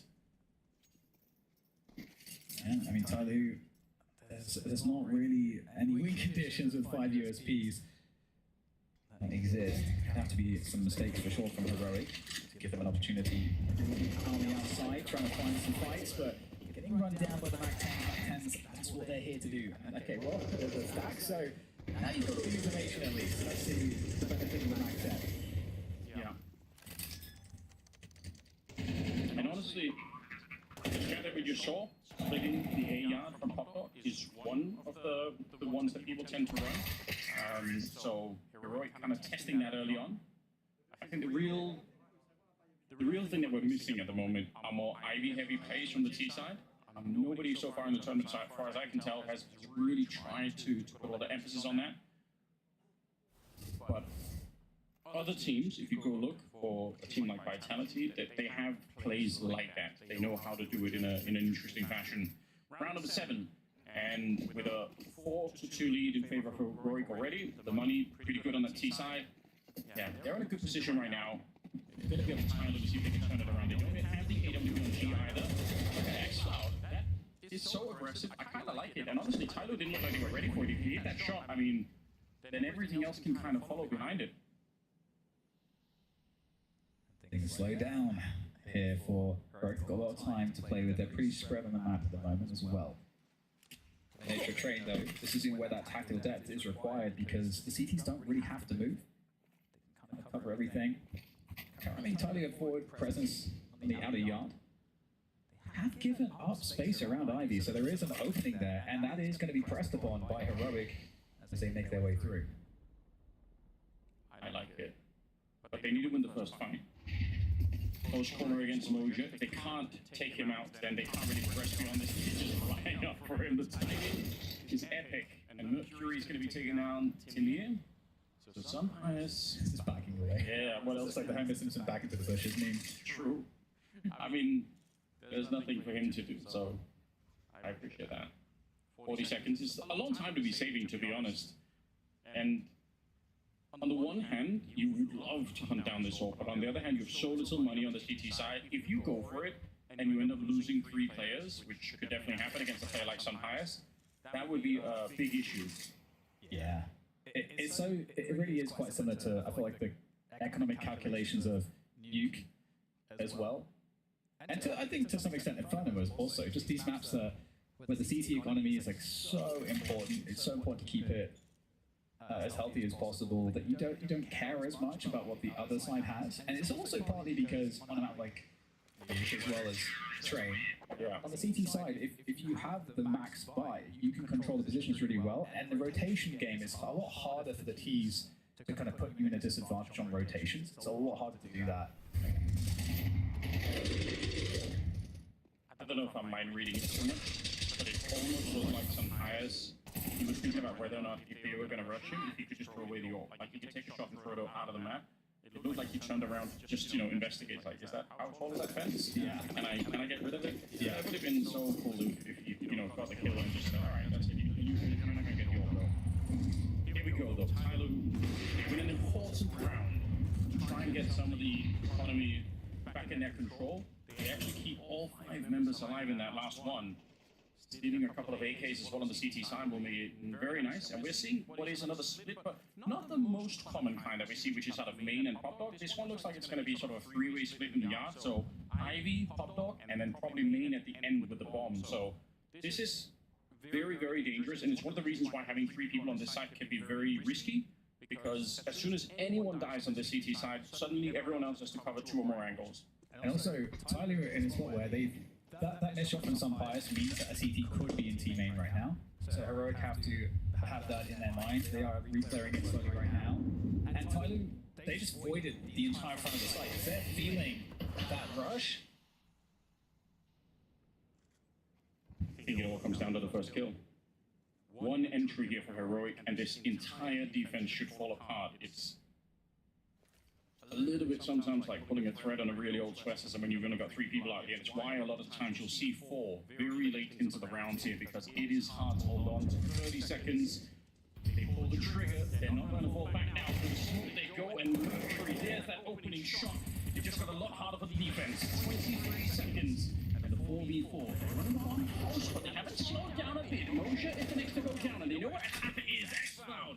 Good conversion on the kill, and trying to get the spray down on top. He can't quite find the lineup. Jam Young and G, 2 versus 2. Still actually a really impressive round here out of Tyler, but that crouching kill for X-Cloud might just seal the deal. Jam Young doesn't have the health for it. Closer than I thought, to be honest.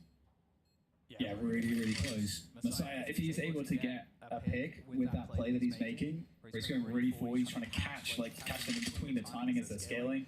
It's so tricky to traverse that timing, and he didn't manage to succeed this time around. But that was really good damage done by Tai Lu.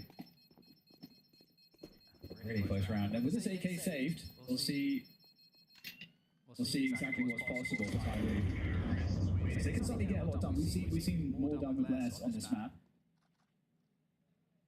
So we'll see what Tai Lu can show us with that AK. So scared for a moment, because Jam Young was low on health and he was running right on top of some hires. And you can actually shoot through the floor on the ceiling in main with an AWP. Not that I think anyone ever wanted to do that, but just gotta be careful with the footsteps, I suppose. Timeout called now. In terms of when you win one of these rounds for Heroic, it's so important to do this early on, when the economy is just trying to be established for Tyler, right? They're already back in the mix here, Heroic, so fantastic work. And I think also showing us like way more tactical depth than we've seen in the past. I'm already enjoying it. Heroic have a lot of other things that they like to do. When you've got a player like Tania, for instance, going for those contact plays in upper B is very powerful. Both him and X-Cloud, right? If you want to just walk somebody out with no flashes thrown, also got to think for Tyler, there's a lot more pressure right now on putting 4 at A. Up until now, they've had 2 on B really early on, but I think 4A is going to become the default now for Tyler because they can't hold the yard. So they just have to do it, and that opens up for a lot of opportunities for a B play for Heroic, and I'm sure they're talking about that too. Right now, Tyler have 4 players in the yard, just enough to scrape together a buy. Here comes a quick play out, and it's denied by Mercury. Good trades coming on through. Heroic want to keep pressing it, scaling into the site, but Attacker nice with the forward positions. It's really tough here for Heroic to work their way towards that A-bomb train. And now, you've got some... Oh, he gets the connection, but he's going to get taken down. He doesn't get the fatal shot. And now Youngstar in a 1v3. And this is so incredibly hard. Gets legged down to 16, and it seems impossible now after that. Position known. There's the flank in, and there is a much-needed round coming in for Tai Lu.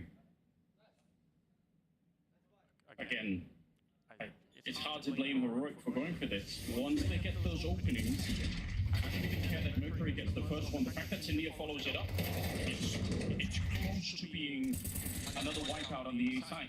Very well held together, super well played on the Chinese side here.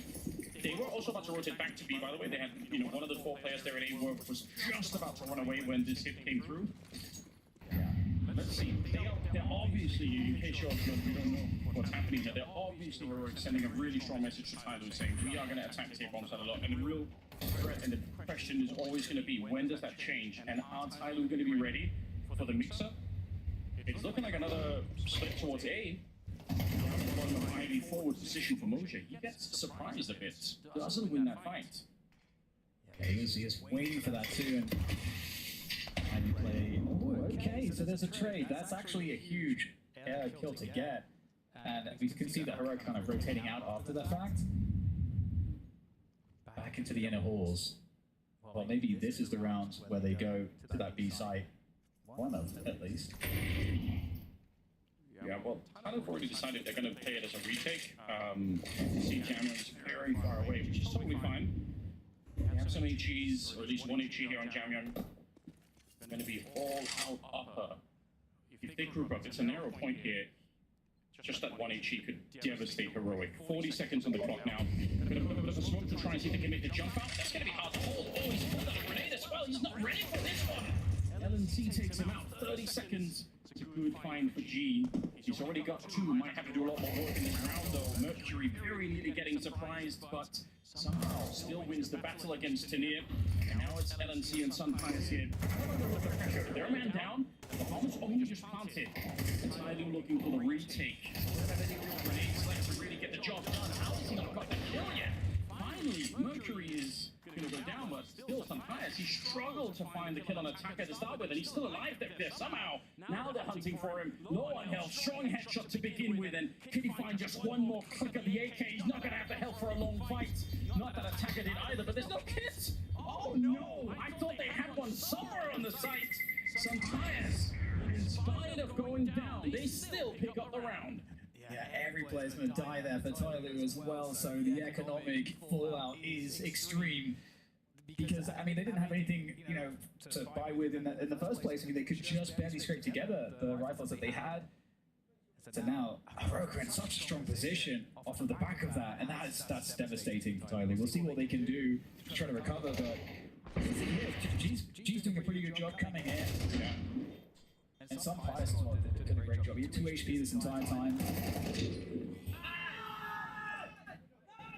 Is there a hit anywhere? I'm probably just hallucinating. They certainly don't have one in this round.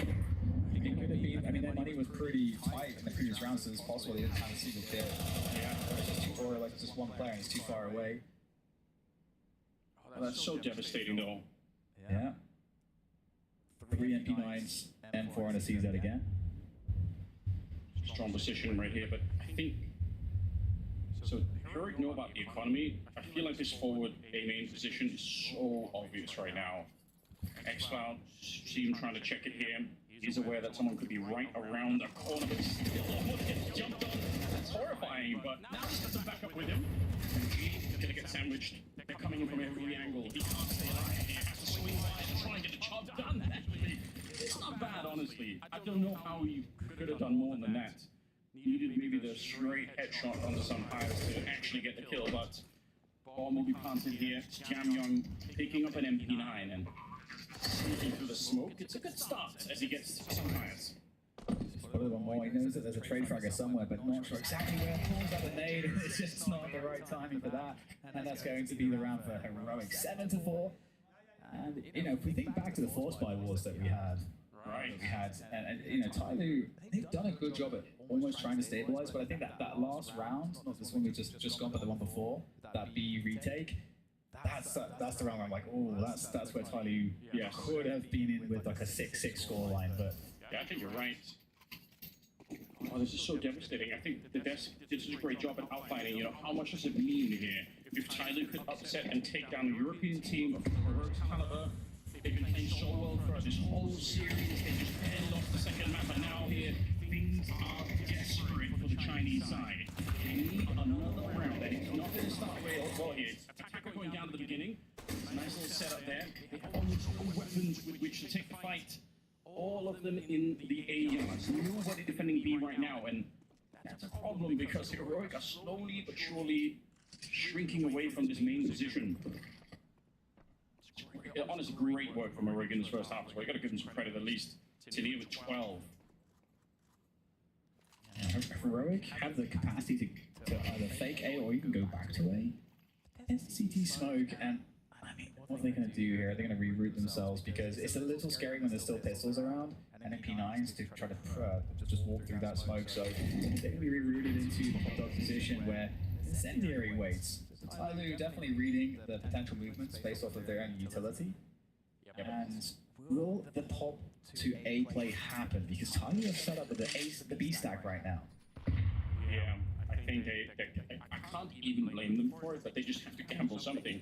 And they're expecting that it's going to be another B because it's been A so much in the first half. They're probably a little bit brainwashed by everything that's been going on, but it is a once again heroic, relentlessly testing that bomb site.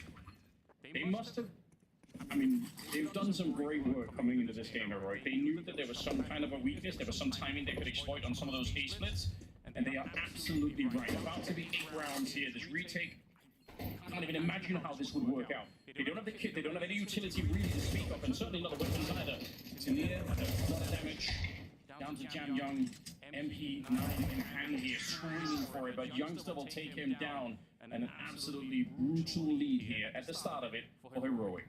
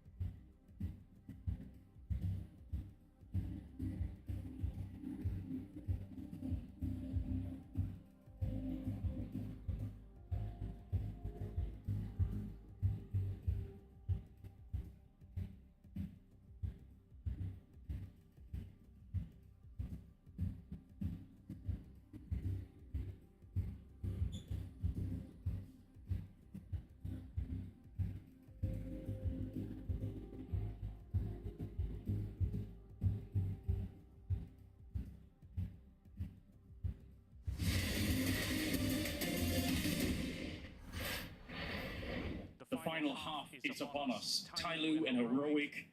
At the end of the next couple of rounds here, one of these two teams is going to be going home, and Tyloo have run into a bit of a brick wall here on train. They just couldn't make it work on the first half.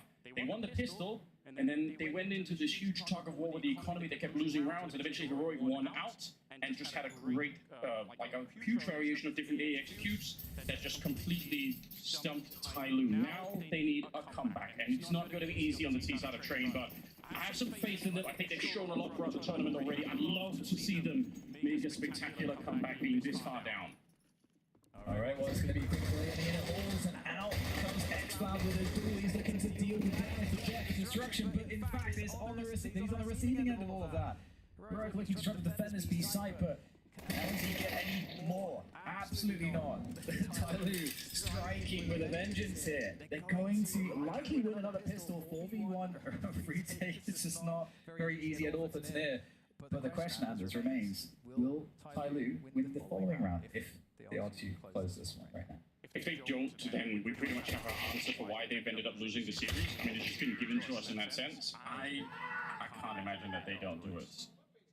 Pick up this one. I kind of like everything about it. Like, they get the early fight, they immediately recognize B's going to be weak, and they go for it. Yeah, I definitely agree with that. And they're a team that plays so well in those like forward chaotic moments. Yes. And just got a great mix of players for it. But again, yeah, our eyes are just so focused on what we're about to see in the following rounds. If you're just joining us, Tyloo have won 4 of the last pistol rounds, and they have conceded 3 of the following rounds against the Force Spy. So they must change that story here. Using those very aggressive once again, double push, and there's a player on the other side. So an attempted sandwich coming in, not working out at all. LNC running out of bullets, maybe, and actually the fight continues. Hold the phone. Some Pius was there as well. They get the kill onto Mercury, and now it's a 2v2. Say it ain't so. The bomb is lost over here. Tyloo, this is not a way you want to leave the major. You keep putting the pistols now. You've got to fight your way through. It's fucking doable.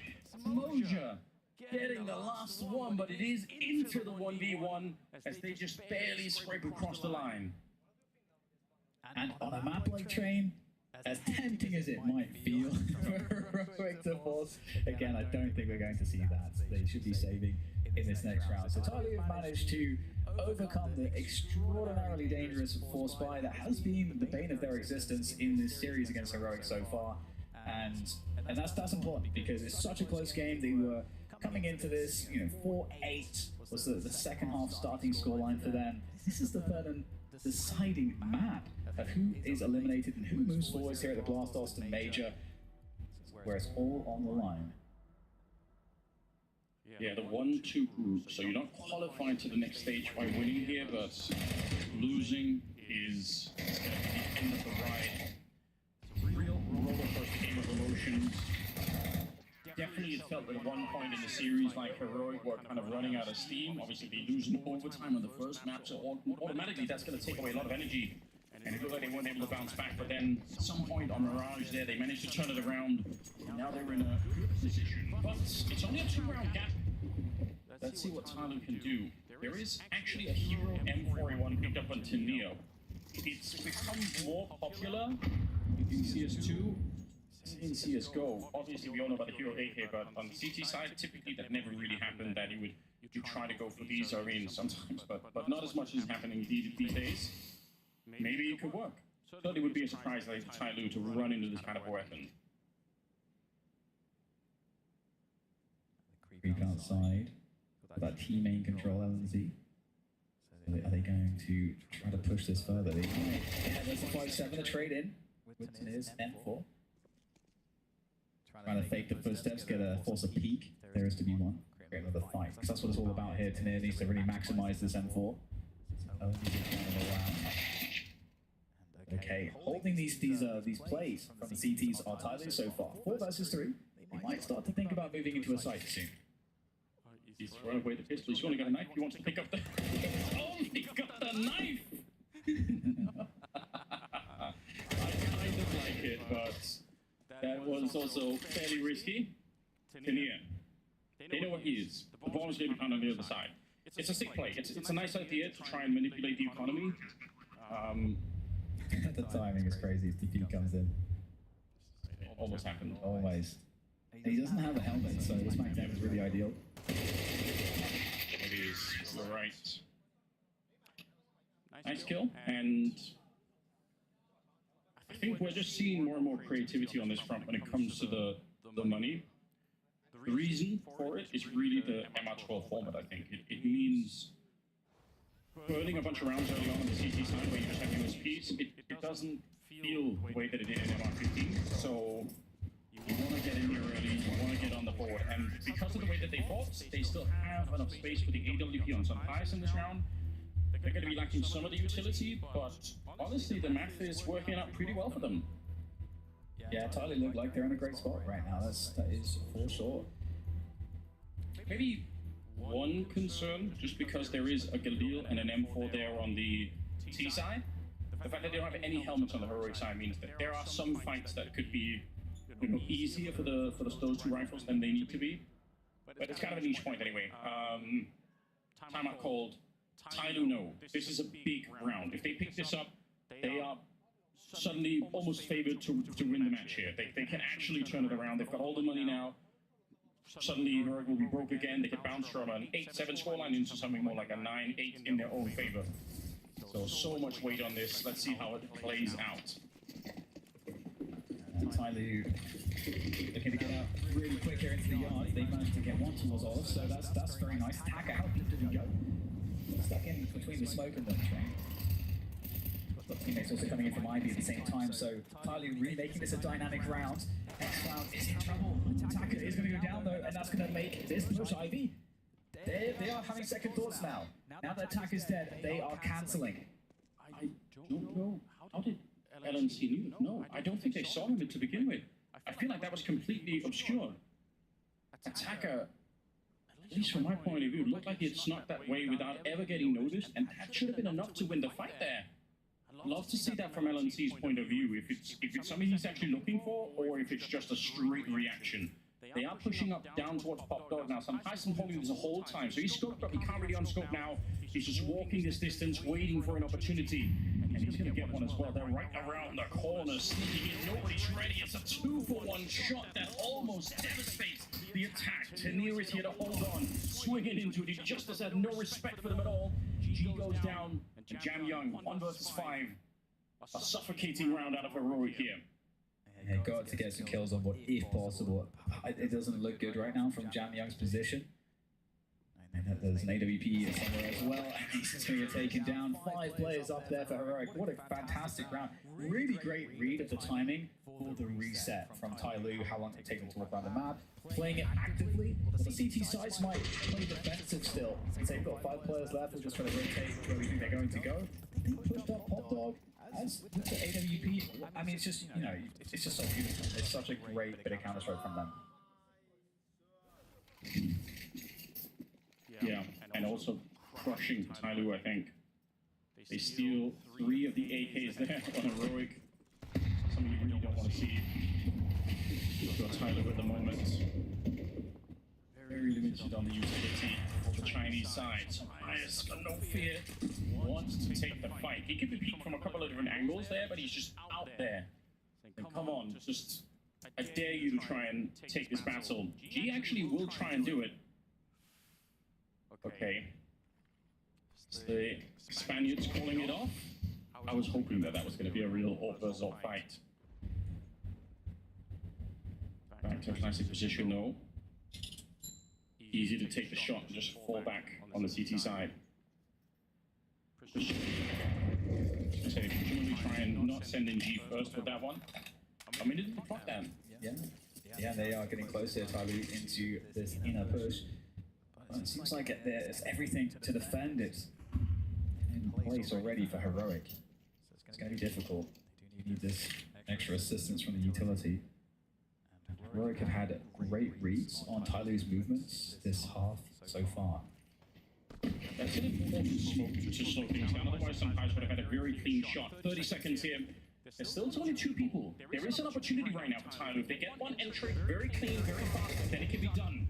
But it's not going to be composure and a nice adjustment. He saw it coming. Some highest hits the headshot. They finally get rid of X-Cloud, but time is running low. 18 seconds on the clock. An attacker, he can't do it. Timir doubling up a couple of kills at the end, and this is working out well for them. You could see Heroic are really locked in right now, and they're going to get more uncomfortable, Tyloo. They have less money now. Yeah, and that second kill from Youngstar, I think, is really, really nice. I mean, you can see the first one here, that's expected, but then the second one's kind of awkward, but it just looks like a laser shot straight onto the head of Jam Young, and if Jam is able to trade that kill, the round is super alive. So Youngstar doing a great job anchoring the site with the rifle, and 10-7 scoreline, back to the eco here for Tyloo, just Glocks on deck. And that's going to make life very difficult because, you know, you were saying Tyloo could find themselves in an advantage if had they won that last round, but now it's going the other way entirely. Yeah, they've got everything they could want right now. Even the AUG on X-Cloud. I say trained weaponry. Still haven't seen anyone pick up the CT side auto sniper yet. That's for those of you who've been around for a very long time who remember. That was a thing at one point.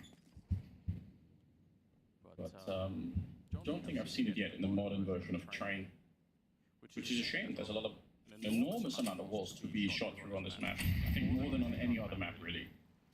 As a third version of Train. Even a bunch of unexplored ones. Those big windows inside of the B-bomb site that go into the C connector, you can shoot through those. So if you want to play an after part where you can't bomb at B and then you're playing in C connector, you can stop the defense.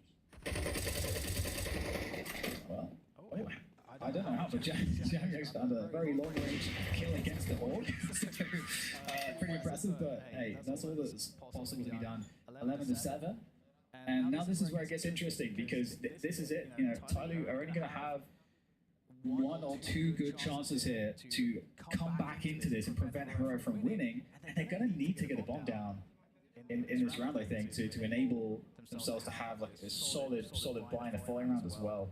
I mean, the fact is, we just haven't seen any kind of winning spirit out of them here on the second half right now. They have no runway. This has to work right out of the gates. They can't, fiddle around and look for tactical openings. It just has to be right now.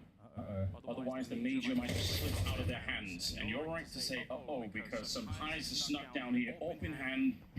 If you're not careful on the other side here, you're going to walk into this shot, and that could be the beginning of the end. They are leaning towards the B side a little bit more. And so far, Heroic haven't necessarily caught on to that fact. They are still worried about that Ivy position, but now some pies are taking a full look into T-spawn, and you see nobody, and that's a big indication that something is up here. How much longer before the rest of Heroic start to rotate back? You can see them moving there at the X-ray at the corner of Youngstar's monitor. They don't have the bomb answers. But why, Dan? Someone has to go back and get the bomb at some point, or they just have to kill everybody. They should definitely have the bomb right now, so this is a complete disaster. I don't know if anyone from Heroic is going to figure this out in time, but that's going to slow down this round. They've at least scared. Heroic are already saving, and the bomb's not even gone down yet, so that's no harm, no foul. Yeah, I'll let you have this one, Dan. You're right. No harm, no foul. I'll be reasonable. That's kind of crazy. I mean, that is definitely a good indication of the amount of pressure in this situation that you forget the bomb. I think you're right. I'm so glad for Tyloo that didn't sort of end up blowing up in their faces. It could. Flanks, I think LNC was moving into a flanking position, so if he'd been 10 seconds further up, he would have found the bomb, and it's a very hard round all of a sudden. But don't worry, it's all in the past now. We don't care any longer. 11-8, and Tyloo win the round. That is kind of crazy. It's interesting too. Heroic, they had more than enough money to continue to buy, but they decided, we're just going to keep everything. We understand that we lost too much space on the site, and that is the B yard for you. If you allow the teams to fully scale, it becomes impossible, especially if they have a lot of util left. And I think, to be honest, the path to an upsetting loss here, if you're on the Heroic side, it's about losing the money. So they can save a couple of more rounds like this. It's not a big issue for them. They just can't lose all the money. If that happens, I guarantee you Tidal will be right back out again and swinging hard at them. Early utility coming out from all sides here to try and control that front B position. It looks like it could be some more pressure headed this way. I'm not quite sure if anyone's pushing on Hot Dog at the moment. It's going to send some troops in there just to be absolutely sure that no CTs are there, which you have to do that. Youngstar smoking up once again, so just buying more time, but when that smoke fades, he's going to have some pies here. Otherwise, he could get trapped on the high ground, which is really uncomfortable. Here we go, Dan. They're going to go. Let's see if it works again. If it works once, can it work again? A leg shot onto attacker. That's actually pretty important that he doesn't go down. And Youngstar takes one in the head. Still up though, still trying to fight. Really easy to kill here. He gets taken out. As does some players. As does xCloud. And just like that, the CT retake seems to be falling apart. It's a nice killing consolation for LNC, but that's all that it feels like at this point. Saving the orb is the best outcome, and another fast B round has worked for Tyloo. And so, do Heroic now have to fear fast B rounds? Do they have to change their setups? It's kind of hard to say, to be honest. a lot of the round is riding on Youngstar and whether or not he can win that fight or not. If he can, then it creates more space for the rest of Heroic to sort of try and retake the site. Yeah, if he gets found, that's kind of interesting. Gamio not quite looking the right way, so Tinia will be alright. In fact, he's going to upgrade into the A game. But the game is opened up again. I'm starting to get a little bit more curious here. Yeah, they're getting back into it. Yeah, it's, the other interesting thing, Anders, I gotta say, is some players, his job, because we talked about Youngstar trying to get a frag there. His job is also to like try to hold, prevent the teams from scaling super quickly. But the headshots here from Mozio were actually phenomenal. So that is, we saw that part of the story there. Great work on the replays there to give us that full picture. And Tyloo, they're up to 9, and you were talking about how important it was to hold on to the money, and well, Heroic have done a great job at that. They still don't have too much of an issue with the money, but they do have an issue now of what to do about this fast interplay. Yeah, I mean, it is just by the nature of it kind of hard to hold, because, again, most of the time you're playing it a bit solo. Even in this position where Sometias was there with Youngstar, you can tell they're not playing together. They're just playing two people kind of in the same bomb site, but they can't help each other out. You're not talking about a big crossfire or any kind of a refrax or anything. So, yeah, you are a bit of a lonely position there. They can go pop, they can try to play it aggressively, but there's so much pressure and so much on the line right now, it's hard to make those calls sometimes. Yeah, let's see. They're certainly back testing it again, just to see, are they going to find an early challenge here? The fact is Heroic could also just play this far back, which they haven't really tried to do nearly as much, but a lot of teams win defenses exactly like this. That high ground position, I'm going to just reiterate it again, it can be Molotov from the T side, but for whatever reason, nobody wants to learn how to do it. LNC's also already rotated to B. Heroic are fully affected by a conditioning of fearing early timings on B, but Tyloo could fake B as well. They have a lot of options as to how they could play this, and they have now gone beyond that fast timing. We're now in a slower round for Tyloo, and they have yet to show anything. Yeah, just to say, the fallback from a B hit into a hot dog, explosion instead is really quick. It's such a quick run for the T side to get here that it's almost impossible to read for the CTs as well. Which is why the CTs want control of this part of the map. 40 seconds now. The bomb is in the hallways, and they are starting to see if they can join attacker here. It's looking more and more like, hey, everything could come down to Sometias, and whether or not he can find the early shot here. 3 of them around the corner, 28 seconds, he misses the first one, and retreats back, but X-Father's there to try and follow it up, but now the pressure is on. They're hunting the Spanish sniper here. He's going to get the first one onto Moja, under 20. They're out there with the bomb plant. They actually just ignore him. They say, fine, we'll leave you alone for the minute, get the bomb planted, and secure that much at the very least. But a man up still for Heroic, and now the retake is on. 2 of them coming in from this Ivy position with Youngstar. He's holding the C connector and trying to see if he can coordinate this. The timing of this retake is everything. A bit of a swing. Youngstar gets the shot and a headshot onto G. It looks easy. Heroic with a spectacular retake in the 4v3. Really well done there by them. And additionally, what was well done was the fact that they didn't try to take fights early, that they just allowed the plant to go down. Because the problem for Tyloo there is that they don't have... They're in a spot where they either have to all just play on the bomb train, which is horrendous to do, which is what we saw happen. It's very easy to retake against that, or they have to push out and play for something. But because the train yard is so precarious, there's so many angles and positions everywhere, what do you even push to take? You've got to make a call there, and it's really hard to figure out what even is the best call. Yeah. So many other bomb sites in the game, it's way easier to make that decision, but not the outer yard on the A bomb site here. I mean, it's easily possible with about 18 seconds on the clock that if they try to hunt Sometias, he gets one more kill and the bomb is in a weird position and like everything is worse. So I don't really blame Tyloo either for just focusing on that, but Heroic was locked in at the moment. Tania's got 20 kills. Everyone else a little bit further behind, but they're still doing a fine job. And he just finds him. Yeah, but he has no idea. He didn't realize he was going to be visible from that angle. And it is so smart. Heroic set up to have some pilots on E-Box there. Like, they really anticipated everything so correctly. So, Heroic showing their experience and knowledge of train as we go into what could be the final round here. Can Tyloo stay alive? They have a very good buy, so they've got everything to work with. They've done so well at this major, Tyloo. They've had some hard battles, and they look like a really focused team. Some of the best that we've seen from Chinese Counter-Strike, but the question is if they can force this one into more overtime. We had a bit on the opening map, and Tyloo just needs 3 rounds. It is doable, but this first one's going to be the hardest one of them all. Almost looks like they want to repeat the same idea. Down pop dog, try and see if you can split the site. Might run into some highs straight away again. And 1 minute left, so again hitting that slower timing. It does indeed seem like they are more interested in the split onto the A side. Tyloo need these opening shots.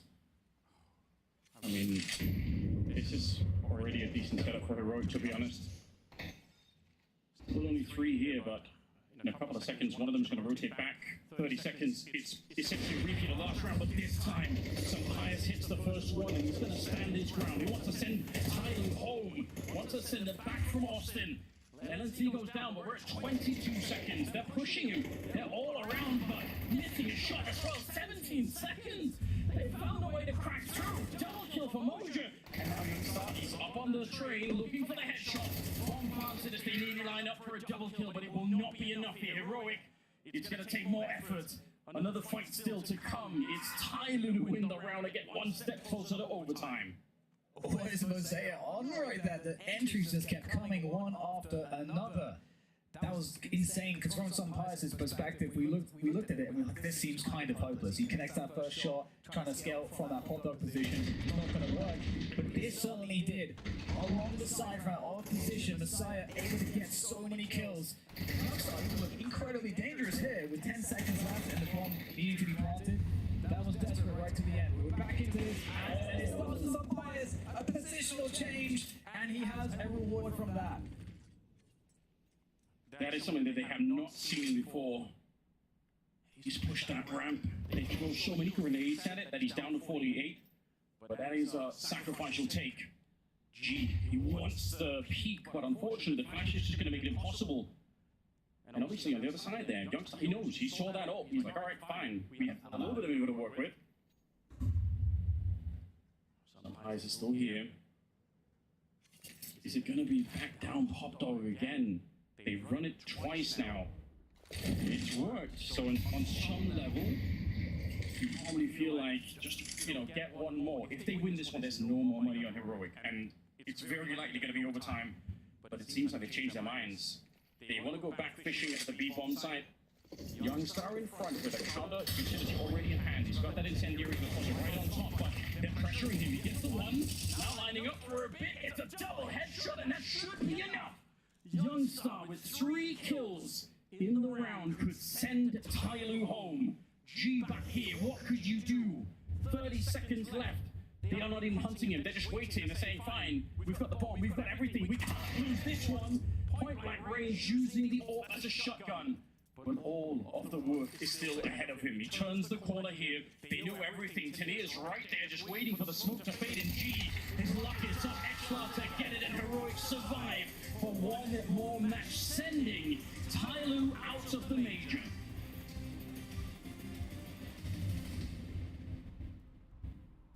Wow, that is a crazy way to finish it. We knew from the start that this was going to be a close game. Everyone could play all of the maps, and it came down to the wire, but ultimately, Heroic just a little bit stronger today. And we're at that point of the competition where it almost feels unfair that one of these two teams has to get disqualified from the tournament because they're both so good and they both have so much that they can show against a better competition. And what an amazing fight this was. Both teams had moments of just stark hopelessness. We saw Tyloo, obviously, we talked about the struggles they had winning the rounds after the pistol. Both teams had a lot of struggles, but both also showed so much class. Yeah, that's absolutely true. You can see what it means to Heroic there, and obviously, it's all on the Tyloo side. Not enough ice cream to drown their sorrows in the world, I think. Unfortunately, going to be too much to handle here. We've got an interview ready to take us through, so let's see what's up. Tyloo have won the hearts of many and fought incredibly hard across all of their games. G, who's been such a lovable personality throughout all of this. G, I want to ask you just off the back of this, I saw when you finished in Mirage, You guys looked at your PCs for a while. You looked very sad, upset from it. Did it feel like you should have won on Mirage? Yeah, Mirage, we win the two pistol rounds, but two pistol rounds both then come back. Yeah. So Mirage and Train is so close, and Train we win the pistol round in CT, and then come back we play so bad. I think we can win today. We make two. I don't know how to say. Just Too many mistakes, maybe? yeah. Yeah. We played no good in Mirage and Train. I think we can win. Yeah. We lost. It did look like you had good chances for your overall, though. The major for Tyloo being able to get to stage 2, the fight you put up. Can you still see like some good progress from the team that you can compete with international teams as well? 什么意思，这个？ Jack had to be on hand to help. So, just does it feel like you guys have made some progress as a team to be able to compete against other international teams just through the journey here at the major?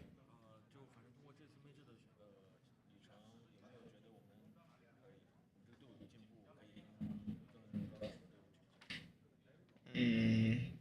我怎么跟他说？就是更多的问题就是还是在就是心态方面吧。Come here, Jack. You can help. So basically, is it one of our main problem is our mentality? Yeah. We need to adjust our mentality to be able to compete against the best teams here. Yeah. We saw that as well, right? The mentality is very important, but there's a lot of learning to be had from it. For now, looking at the future for this team, is he still confident that going forward, you guys can be the best team in China, compete and keep coming to international events? 就是往后看的话，就是未来你对我现在有没有更好的信心来去打这些大赛？ Of course, we will be stronger in the future. And is there anything you want to say to all the Chinese fans watching at home and supporting you guys? I know you were trying to do this for them as well. You can say I'm Chinese as well. 就是很抱歉没有能更进一步吧，就是感觉本来可以有机会能赢的，但是我们犯了很多错误。就是希望大家可以去一直相信我们吧，在未来我们会就是变得更好的。然后希望大家给 LB 加油吧。 And G, I know it's emotional and hard, but you made many fans of people around the world for Counter-Strike. Anything you want to say to all the English-speaking fans that have loved to see what you do, see your personality? I don't want to say just Counter-Strike is the best game in this world. If you love CS, I love you. Yeah. And Counter-Strike loves G. We all love G here, but it's sad to see them go. They did their best to fight it through. I'm sorry, man.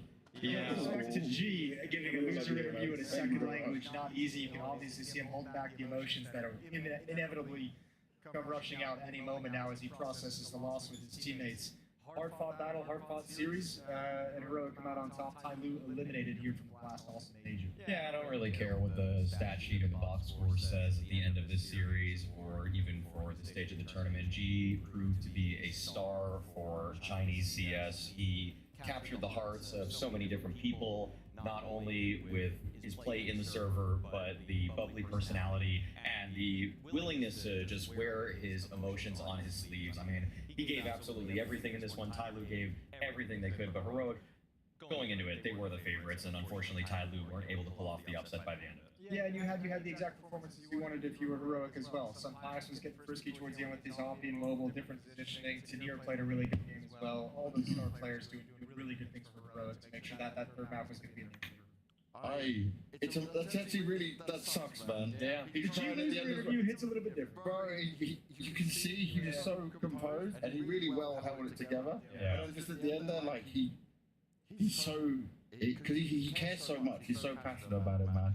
And I like the X-Files coming back because you didn't see it, but we were doing the interview. He actually said, like, I'm sorry for the trash talk, you know, afterwards, just because obviously the emotions are heightened for Heroic surviving. But that's some nice respect also from Xcloud on the other side. But I think we can all root for a story, not just for Chinese Counter-Strike, but for players like G. On top of it, I feel like G is more welcome by Western audiences than Eastern ones, because I've heard rumblings about they're not always the biggest fan of him because he's okay. I mean, he's a good player, but I think just the boisterousness is not something that a lot of Chinese fans identify with. They actually, like, again, Jam Young is their most popular player in China, and that dude is pretty solemn, pretty quiet. At least for us, like, we don't really get a lot. It's very different, right? The Jam Youngs of the world are praised in China, but for us, we love the G's of the world. Exactly. Heart on your sleeve kind of moment. Yeah. But there are plenty more games coming our way. The Counter-Strike must continue, so we are done here on the desk. We're leaving for now, but guess who will be taking over afterwards? You got Who's it gonna be? the three. Oh.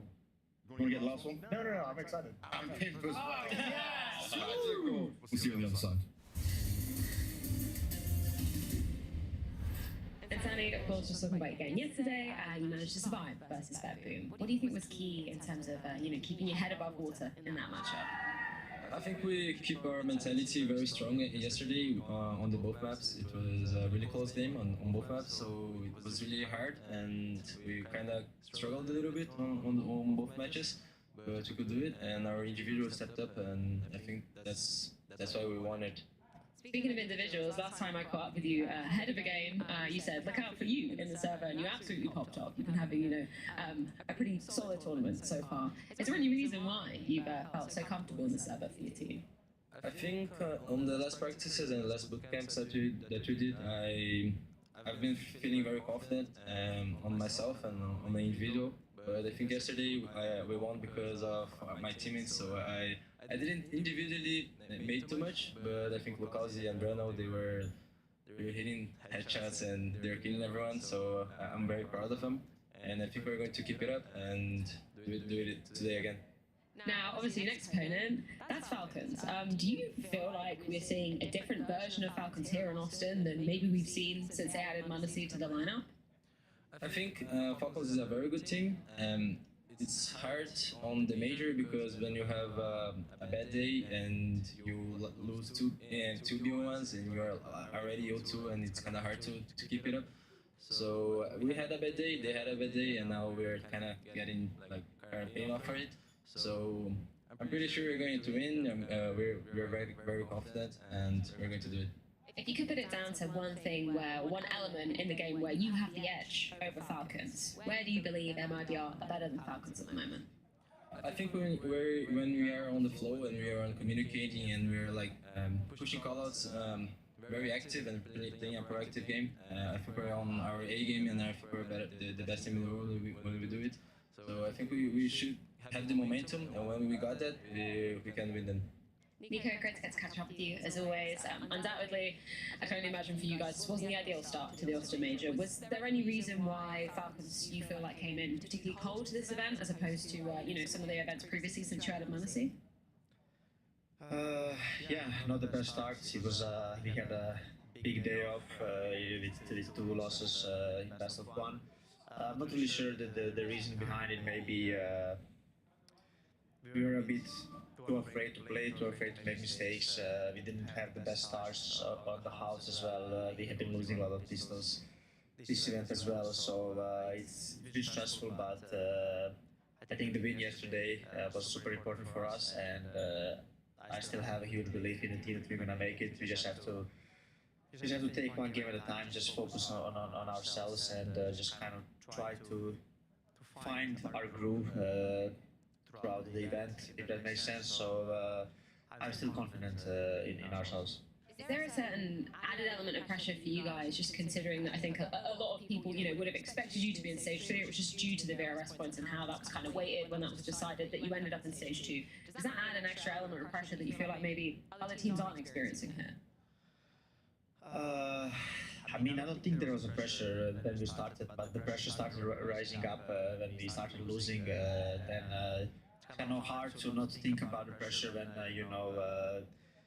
you put yourself so much behind on the first day. That's like when we came in, it was all fine, we knew what we had to do. But then when we started losing, or after we lost the first game, then we had We threw some rounds against Lane Vision on our CT side, and we had a bad start on D side, and then we started maybe like overthinking a little bit. So the pressure was not there when we started, I would say, but it just kept rising because we did not really play our best. So and that put us in a tough spot. But this is something that we have to deal with, and this is it's part of the game. It's part of this event. There's always going to be pressure at our not our Mars, but in these stages. So we just have to deal with it, and we need to find solutions together. We need to stick with each other. We need to be there for each other, and if we don't fight together, we are not gonna make it. So yeah. I feel like you guys found the solution on map 3 versus OG yesterday. First two maps were pretty close, pretty back and forward.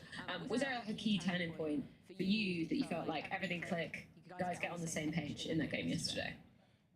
I don't know at what point I felt it, but I just liked seeing the boys taking initiative when we play. Like we would react on what's happening on the map and not just wait for a call for us to finish the round. So this is something that we just need to loosen up when we play and just not be afraid to do mistakes. Obviously, I'm not talking about just re-peaking and all of these things, but when you see an opening, when you see a space that you have to take, we need to go for it. Otherwise, we just make lives harder for ourselves. And this is what I've seen yesterday on Mirage, that we get an entry on mid and then like we start searching on B or A, and then the round just kind of plays itself. So this is what we need more.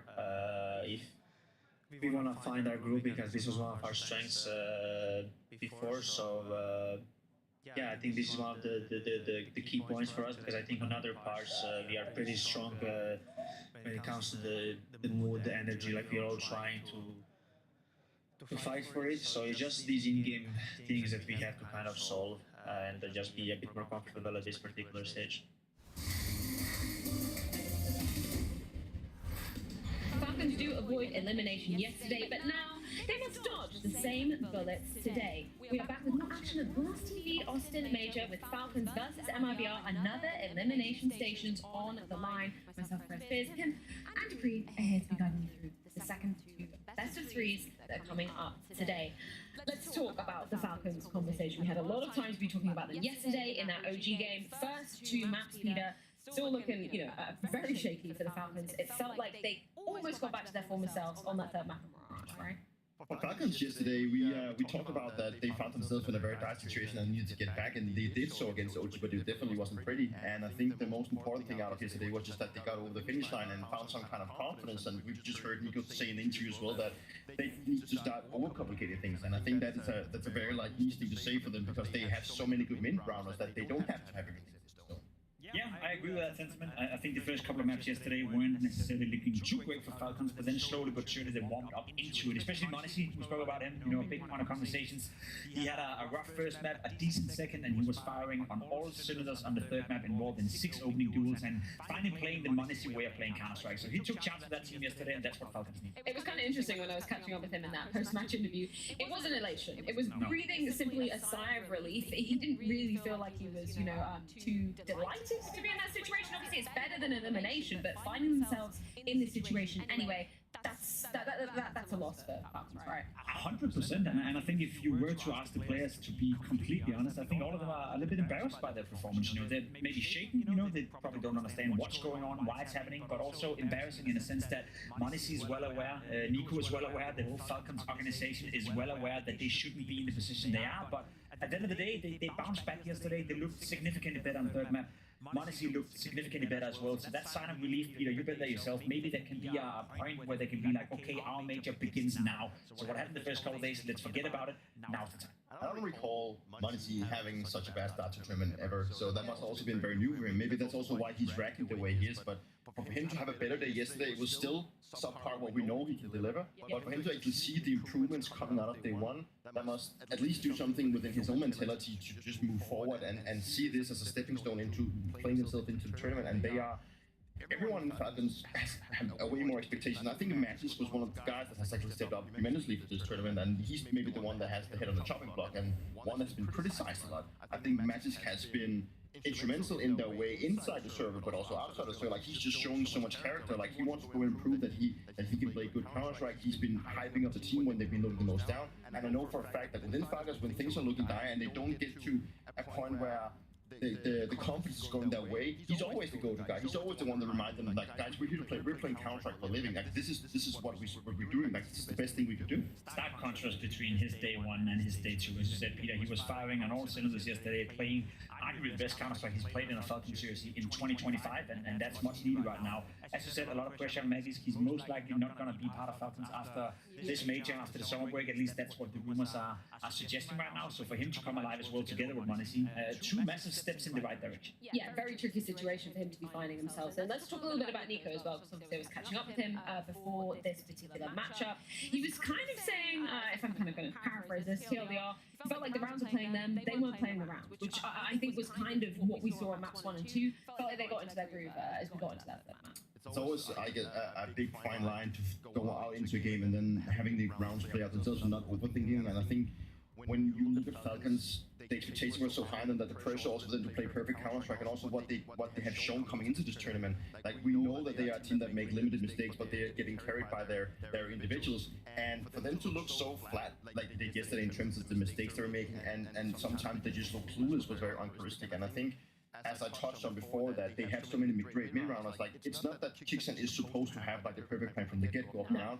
It's like they can go out into a default, and then the round will just talk to them, and they can just see the patterns of what we can do. What do we have to work with inside the rounds in terms of utilities being used, or what kind of frags we've gotten, and what kind of space we have to work. That's the crazy thing. If you look at those results, if you're just tuning in for the first time today, they lost to Bait, which I know Bait have been looking better than a lot of people expected. They lost to Lin Vision, let's be honest, not a team that Falcons by no stretch of the imagination should struggle with. And then they had a very close game against OG. So in terms of the results and level of gameplay we've seen from Falcons so far, it's not only one level below the normal, it's 2 or 3. So they've been shaken so far. It's substantial. Jacob, I know this is going to light a fire under you. It's that interview coming out from Insani. He had a little bit of a bold statement. I posed the question to him, so where do you have the edge over Falcons? He basically said, the communication's on point, if everyone's shooting heads, they could be the best team in the world. Do you agree with that? I mean, no, not at all. I think we said yesterday as well, I could win a major. In theory, I could. I'm never going to, nor is MIB ever going to be the best team in the world. I like the fact that he has confidence in his own team, I guess. I'm not a big fan of having false confidence. I'm not a big fan of talking yourself up to a point where you have no right to be, in a sense. You know, I get that he has to believe they can win today, and I think MIBR can win against Falcons because they have looked shaken, but to say that you are one of the best teams in the world if you're playing your A game, that's just very far-fetched. So I would like to ignore that statement and then focus on the fact that MIBR have looked a little bit better in their game yesterday when they won, and if they want to beat Falcons today, they have to play the A game and hope that they can be a top 10 team when that's the case. I think that every player that has played inside of a top team have said this kind of thing in an interview, that if we actually play our A game, if we communicate flawlessly, it's hard to communicate apparently, yeah. If you communicate flawlessly, then yeah, sure, we can play like the best team in the world. One thing is that you need to show it as well, and there's so many, I feel like there's so many things that MIB, I can't even talk about MIBR, thank you so much, that MIBR has to go into and get going for them to actually perform the way things are. They know ball. Yeah, football's the key for warming up, I guess. Well, that's and tunes at the same time. What are they listening to? We saw the maps going down over that Nico interview with Ancient, Nuke, Inferno. If we do go to a third, any comments, any takeaways from those map picks? Yeah, I'm here to learn a little bit, because I think MIBR's map pool, when they look at their win percentages and how maps they played, I know Anders is a big advocate for looking at that and being like, listen, they don't have a map pool. MIBR doesn't have a strong pick, so to speak. Ancient has been a little bit of a weakness for Falcons as of late. We saw that in this tournament as well. The game against Bait was not good at all. Monesi didn't have the AWP at all in the first half. So I'm here to learn whether or not Falcons have learned from that game. And if they can win convincingly right here, I tend to believe the Falcons are back. Well, I think it is time to find out exactly how it's going to be going down. Falcons versus MIBR. Let's get it. For this one, intrigued to see whether or not that was just a very bad day of best of one. Well, yeah, he looked a bit tense, didn't he? Exactly. So it's carried over into day 2. Let's see if it persists into day 3. The odds definitely don't think so. Massive favourites, Falcons, and understandably so. They came into a field full of fledglings. Falcons found themselves as the favourites, and they faltered as the world number 2 on day number 1. Yeah. There's blood in the water. Right? The fact that teams have taken maps off of them, the fact that they're in this situation, MIBR are going to test their resolve today. And there's no reason that they can't topple Falcons, because Ambiguity breeds anxiety. In this team, there are changes on the horizon, or so we've heard, and you would hate to have a repeat for Nico and Monacy of Rio 2022. A long time ago, but I'm sure those memories of heartbreak not even making it to the major. Well, now you're in stage 2. You're meant to be in stage 3. Yeah, this was meant to be a very quick 2-day affair, right? You were supposed to just breeze through 3-0, lock it in, and have a couple of extra days to practice an intense boot camp staying on the American soil between Dallas and Austin in order to get those extra reps. Yeah, maybe a bit too much North American Counter-Strike for Monacy. He's been having the toughest of times, so let's get this one underway. T-side start, MIB has map pick, and I'm sure Ancient should bring some questions. Sure, Jacob said that they lost the bait in this one, but before that, they were 5 on the trot against some of the world's best, so Falcons, can you set the record straight? I mean, the Kowski goes looking at it, does inflict heavy damage down. Sableton neck, Insani hits his headshot, sure. 2 members low. You'd have loved that bullet from Kicks and Clubs to have connected for Falcons. Now, bomb plot is a start. Whether or not they can really thwart this 5-on-3 retake with Nico limping at 2 HP, they have to find a vantage point. It looks like they've elected to play from cave. Well, there's the smoke for the retake, no defuse kit. Okay, we're going to need some kills out of Monacy. He stays active on the angle, finds safe, stays more active. Okay, because of the shot into Insani, the Kowski lingering for that late arrival in cave, and Insani sticking this one. Kicks and knows he's on a timer here, tries to hit the wall back. The Kowski down, needs to shoot him, can't find him through the boards. That might be out pistol. And that's something Falcons have been struggling with ever since the opening map, where they think they've picked up both. They haven't won a pistol since. So for Falcons, it's been tough in that department, but it doesn't start well losing the 2 opening kills despite those gooshes. So with the bomb going down, there will be a force fire to follow. Nico's going to get the AK into his hands. 2 hits on it, no. 2 hits on it.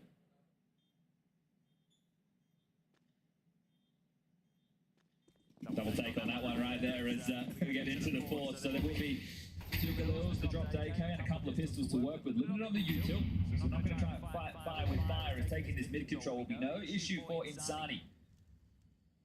Posture's down, but doesn't hang around. Oh, the hold shifted just after the pistol. Okay, well, we'll keep tabs on that.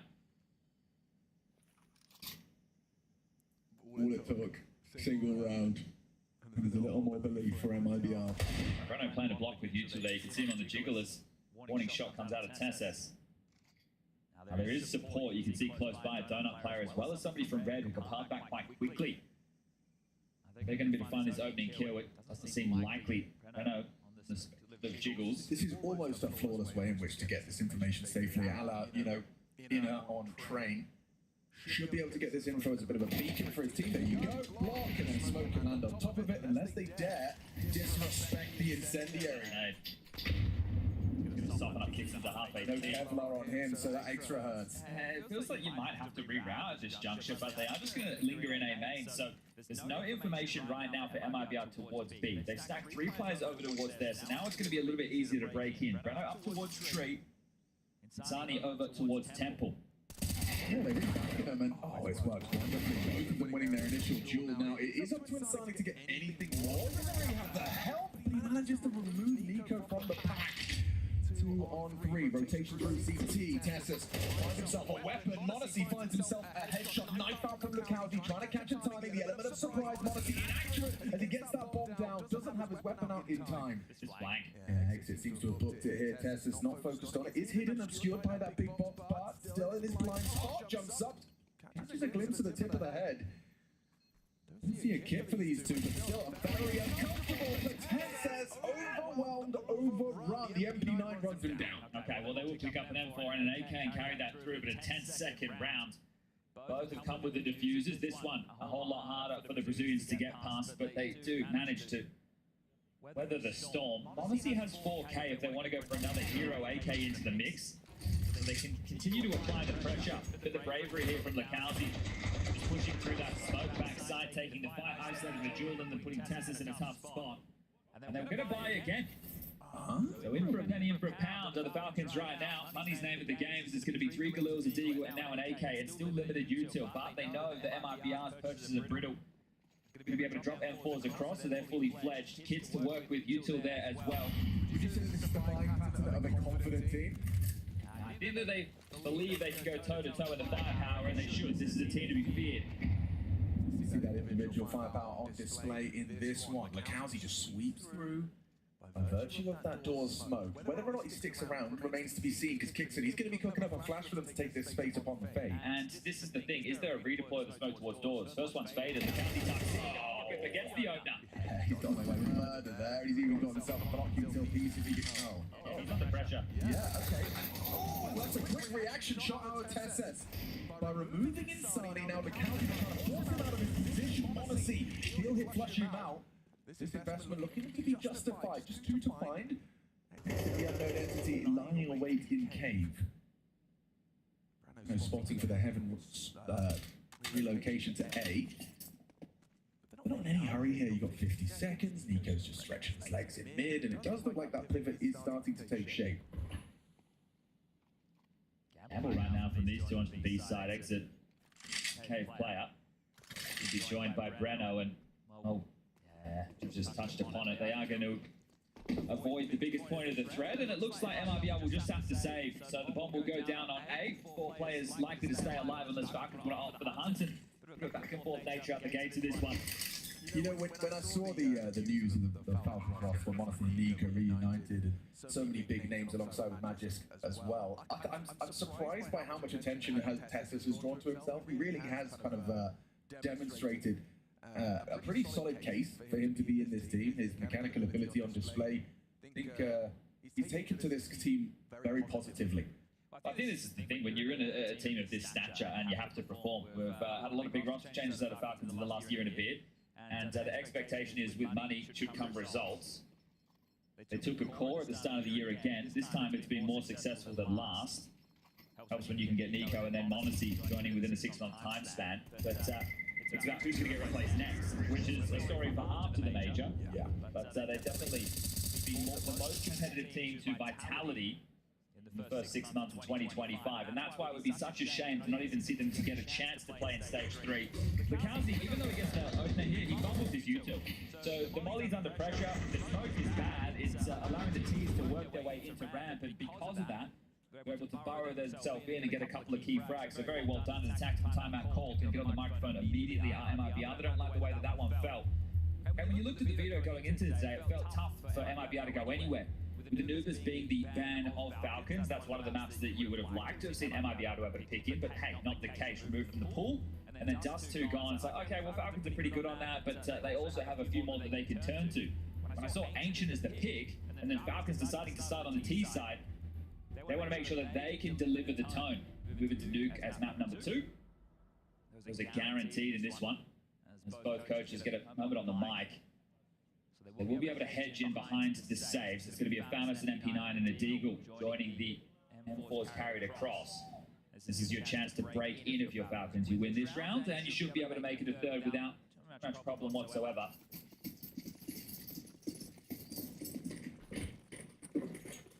Heavy towards middle and A right now. Red smoke lands. Standard exchange of use. You know, an A main push into a double kill, so that one's quick as you like. There's an aggressive maneuver to get the space to get the info, but they get nothing, just 2 deaths. Do you have any slight chance, little beacon of hope would be safe here? A cracking Deagle shot prior to the smoke, but no. Well spaced, well timed. Nothing for him to find through there. So the investment falls flat. The problem is that that's the 2 saved M4s. Yeah, really maximizes the hurt. If that was the MP9 and the Famous, or even the Deagle in the mix there, okay, then you still might give it a go. But right now they are just going to try and save again because they know they'll have nothing to work with in the next. So that's quick, smart. Tied up 2-2, and we'll have another save. I do feel like Ancient's one of those maps where I see it more frequently. You know, you talk about conditioning, a style of calling you used to, leverage an awful lot. But I feel like the A site is a really commonly used tool in that department, as in like showing early proficiency. No, hey, we can take A, and then suddenly you're going to force that extra CT fully invested away from the more mid and B focus. Yeah, exactly. It's just to weaken up the strength that they can have for the lockdown of mid and B, because a lot of the T's want to get B lane control and get out middle, grab that space at the same time, whereas A, unless you're going all in like that, it can be tougher to work with. But we'll see how it activates the lurks later in the piece. Want to see a couple of red-rated games in the best of ones. He kind of turned it around against OG, but eyes are on him to see if he can perform to, well, what is expected of him. That's what I said. Too much North American Counter-Strike. Farming noobs and face it, right? It's a different level of Counter-Strike. So maybe overstaying their welcome to Dallas. And Chad, I saw a very cool stream clip of him hitting like 15 kills in a row on Deathmatch. Oh, wow. 15 whole kills in a row. Kills, that's Yep. crazy. And the lady voiceover lines for the multi-mega kills, I'm very excited. So we're out mid, and you know they're rather unequipped. Yeah, look, there's a few things that I think people tend to forget about with Counter-Strike at the highest level, and you can see that with complexity. This should be a bit of a farm fest, so less than Sani grabbed another, with nothing really to worry about. Smoked up for now. Nice them blocking and trying to channel them in towards red. So you have lost Nico, the highest rated member for Falcons so far, but two kills straight through the smoke, and the round is over. So, as I was saying, complexity. Yeah. People thought that they were going to be good in stage 1 because of the caliber of teams, but you had a stand-in. And they're like, oh yeah, but what about G2 with Stewie? You were talking about completely different teams. And we're also talking about Hauser. Stewie was replacing Hooksy.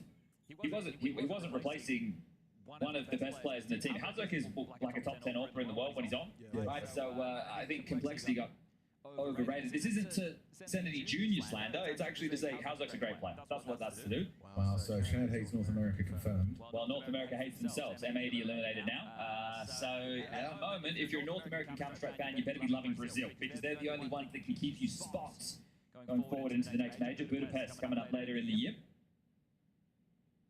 But nothing to really write home with this one. If I was asked my opinion of how I think this game is going to go, I think it's going to be a quick 2 over Falcons. That should be. But again, if you'd have asked my opinion on how the first day was going to go, I'd have said the same thing. Yeah, but this is the thing. We've seen individuals on this roster, sure, part of a different team before, crumble under the pressure of being one of the favorites in an event and play terrible Counter-Strike. And coming in right now as the world number 2, and you're going up against... Look, if you took a look at, since Modesty joined, the other teams that they've lost to in the world, it's only Vitality and Mount. So of course everybody has them 3-0 in the pickings. Of course everybody has this team to be able to take the victories. They get into the best of 3, they kind of get wobbled, they'll be slapped in the face from OG and map number 1, but they turn it around. Now that that's out of the way, they can set their sights, and any day of the week I would have Falcons chewing it up and spitting out any of these names. Yeah, it's funny, isn't it? I mean, you paint a very clear, and I dare I say a beautiful picture there when you think about it. When you look at, the only teams they've lost to aren't even in this stage of competition. They are in the next stage, the stage which they'd be beating all of these names to get to. But obviously that changed upon their arrival here at the Blast TV Austin Major. I'll tell you who's happy about this performance from Falcons. Vitality. Right, so the world number 1 coming into this, if their foes can eliminate themselves, as it were, that would make life a whole lot easier. But here we go, Rifles back out finally. You lose to the back-to-back force buys of Falcons, you find yourself now a round down, and the gun's invested safe into the AWP.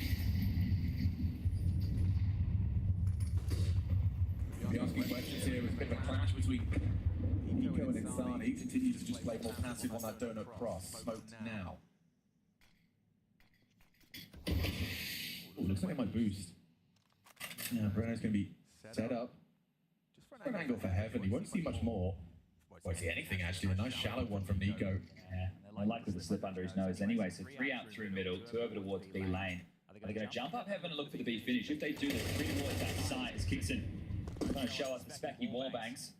Yeah, that's a geeky one all the way to long. So Modesty first hit that. The problem right now for MIBR is the question mark, have they crossed red? We can see they haven't, but they're coming back to clear mid as a pack. This is about to get biffy. Yeah, Nico versus Insani. Oh, perfect. Insani can't finish his meal off the Kickson. Exit, he's arrived just in time to lend the hand. Removes Tessus from Heaven, now all trapped on that mid-floor. Renner swings on Alpha 1 and done. Magis puts him down. 40 seconds, smoke towards A, but they're still going to force their way in through red. Oh, smoke missed, so didn't get the trajectory on that one quite right, did the young buck. He got the reaction. Yeah, but he needs to get this kill, and the problem is going to be the time. So Magis is going to continue to try to go towards A. Does Mumsy play first? It looks like it. Yeah, he's basically seeing if he can slip to the back lines. Like, how's his angle, though? I feel like this is going to book. Want to see he'll have a shadow advantage as well. Gotta go. Yeah, or not. 15 seconds, boys. What are we doing? Want to see this get caught out by that Macauzi off angle. And they collapse. Okay, that's convincing. Ties us up 3 even. Important there to make good on the opening kill on from Insani. It's another Nico opening death. It's going to be a second so far, and we're still very early on, and Nico still yet to find a frag. And we know that he loves to show the frustrations. The haters out there have been building compilations of him just wincing, but not clearing his corners, punished for it. Stunted his donut. And an easy round as the fire in the belly. That's no surprise with the Brazilians' legacy. Just yesterday taking down FaZe to put their spot as the team that's not even meant to be here in stage 3. Meanwhile, Falcons here, battling for their life every day. Could have a fight here. Yeah, Breno. Nico there again. Yeah, that opening death for Nico. This time at the hands of Breno, kicks and goes looking. He looks like he's about to catch an autobullet if he goes a step too wide. Safe in a forward position despite that early man advantage. They're not playing scared. Maintains that angle deep into ramp. Once he boosted up to go looking. Oh, he sees the shadow. Look, you can see it. Oh, just smoke and mirrors. Or shadows and headshots, I should say. Gets it anyway. Okay, well, this is very tough now. Very tough. Oh, angle. Just as he mantled up, that was suboptimal for Magic's timing. Yeah, just a spray of range. Not stabilizing for the mold right now. It's about to be in favor of MIBR. And now the money in question on the other side of the server. 4.7 at the high end, 1.9 at the low. Do they take another tactical timeout and bring Zonic on the mic? Yes, they will. So first now called from Zonic. We've had one apiece in the first 7 rounds of play. And first 7 rounds of play without any Nico impact. Yeah, I saw Steel make a tweet yesterday. He said Nico's not an entry fragger, he's a star player. Somebody else needs to be going first. And if I have any critique of seeing Nico in the Falcons jersey, it's him on the CT and the T side trying to go for this mid control. He doesn't make it look like a fun day in the office, like a Donk would, like Exertion would. It's quite laboured. It doesn't look like it's in his playstyle because Nico, what does he go for? One taps. Right? He's not out there giving you the standing little bursts. He's out there looking for the one bullet to the dome and coming through smokes, mollies, flashes. Yeah, he's so from his POV there. Like, what? How much did he actually see? Just a slideshow of green and white. Nice shooting. I mean, there's no doubt there's definitely some firepower on both sides of the server. Insani was one that certainly turned heads upon his arrival. And what did they elect to do with this? Just a little bit of Kevlar into the Desert Eagles. Conservative approach was loss bonus going to be 2,400 into the next, so they will be able to get the full buyout. Close enough, so. I find it curious that Exit's position so close to this one. Suppose he's ready if they do start leaping through. It's good for a pop, right? If they are on pistols and they come through, that's a position where you can mow down multiple by accident, right? You're kind of stuffing the choke point. But going to pivot in through cave. Short smoke, kill a molly, helps facilitate the cave control. Yeah, and they'll actually smoke out cave as a response, so that's... The key you need to look for is this kicks and flash. So he'll flash, they'll come running through, or they'll wait for it to fade. There's also magic smoke, which could be used towards short or long. How good can his flashbang be? Be brilliant. Smoke now fades for them. They'll be flashing them over the top. Smoke short, Exit spots him out. That's a big pick from Magic. Even Lucazi goes down empty-handed. His back is there. They know where he is. Waiting for the bomb out. Nico again down and out. Triple out of Insani. That's crazy output. 2 short, 3 absurd. They're going to get the bomb in. The cash is going to help. They're not going to play forward. They're going to wait for the smoke to fade. Now they're pivoting in through short. Yeah, they're just partnered up. Magic's going to have his work out for him here. Maybe a missed AWP shot is going to be a real opportunity for him. He does take that first head now. Gets the AWP, but he swings on in. Safe holds his nerve, holds his line, and pulls his trigger. 3 in the round from Magic. That's impact. It's a bomb plant. It's damage, but it will not be a round. Yeah, just keeping the CT cash humble. They're going to have to reinvest in 4 weapons right now. So Safe having the AWP, that's great. But there's more than enough cash to do so. Safe to drop a rifle for Exit so he can go full nades. We'll catch some of these in the replay. And this triple is beautiful. The first 2 lining up. The third when they swing out and eventually Magic finds that trade. We got a little bit awkward there because the CT wrap smoke came and it actually blinded up Lucazi. It wasn't the T-Molly even. Molly T-Flash.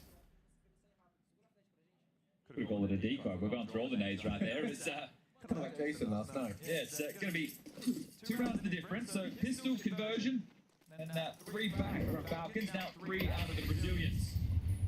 All right, well, hello and welcome to Nico pushing mid campaign. So far, not so good. So far, no kill. This is a test. They thought about it, a little double swingaroo out of Breno and Insani, but they'll back away. Nico will have some space to stretch his legs. He's got 2 players behind him as well. Kickson, Jisk, and Monacy all joining elbow. Really wanting to push the issue a mid, aren't they? So the Orc's going to get across towards the Tetris box and might even jump up on the ledge to look for the donut fight. He might be able to catch Insani on the jiggle. Monacy's quick. Yeah, but this is a very hard jiggle to hit. That looked pretty good to me. Goes straight through the corner. Insani put on notice.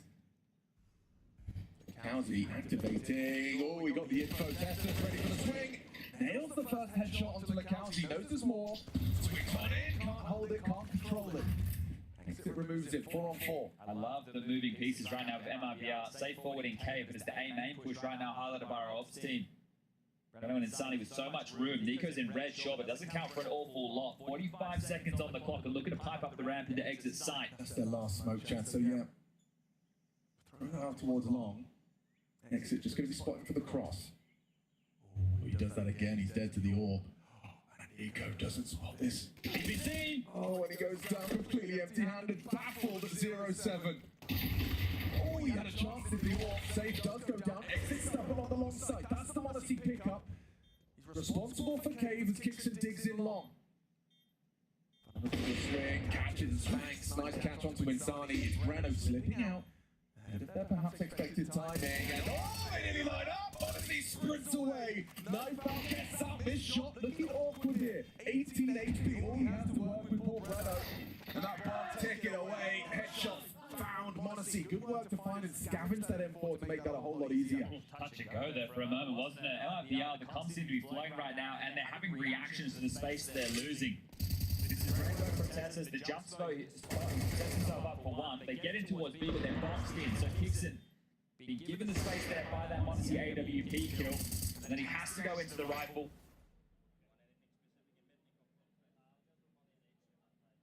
Alright, Molly HE and fight. Going to buy back in with a Famous and MP9, making 2 Famouses on the CT side. Nico should get the space for starting 4B. This is a change. I want to be aggressive. Yeah, Kickson eats that flashbang, pulls away. Fortunately, Teslas was tucked, and that's a nice counter flash. Monacy sets up Teslas for more. Look at the assist in the feed. 3 members go down. Monacy's flashbangs playing a part in all 3 of them. Oh, that's beautiful, right? Whether that's protocols that they've discussed, hey, if we're going for this, you just need to have a flash to the ready, or if it was called coming out of spawn, you need to be ready for some type of an aggressive maneuver because their cache is a little bit hamstrung.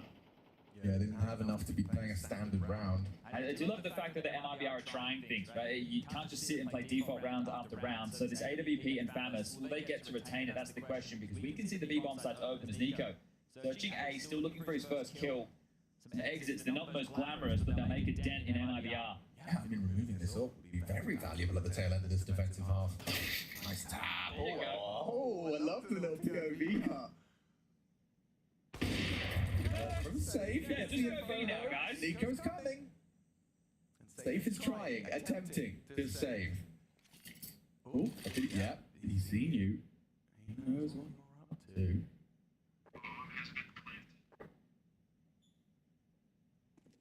Oh, he made it start. Nico gets the early warning.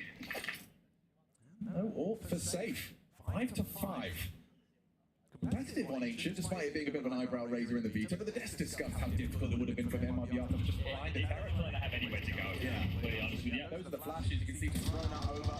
It's clear that Kicks, either he called for it or had previously requested it, because as soon as he gets flashed off, he pulls back into the smoke and Monacy starts to flash. But that's what you need to have ready. If there's any time delay on that, the flash is too late, your teammates are dead, so really well handled there from Falcons, and now it is going to be the eco out of MIBR.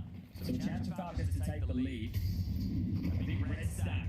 Yeah, and they're just counting on someone getting a little confident and walking into the smoke. Watch Nico tilt if he dies. He will. This is a prime opportunity to just completely farm them up, right? You could just sit in mid, your teammates start planning B, and you get 5 USPs running at you at range. That's exactly what Nico's set up for here. But he'll slip away as his team prioritizes the finish on B. There's been a lot of action over towards B, hasn't there? So I'm curious with the last rifle round if at that point they try and head over towards A. A little bit of trickery out of Kickson for the final round. But together, the snake slinks down through middle. Go. How many are you going to get? This should be like shooting fish in a barrel, a chance for you to redeem some of that stat line. Might even be Monacy. AWP posted from the doors. He's just pivoted away. Spots the shoulder. This is the first. But Nico now, he can just knock spray in for 3. Mackenzie, the last man standing.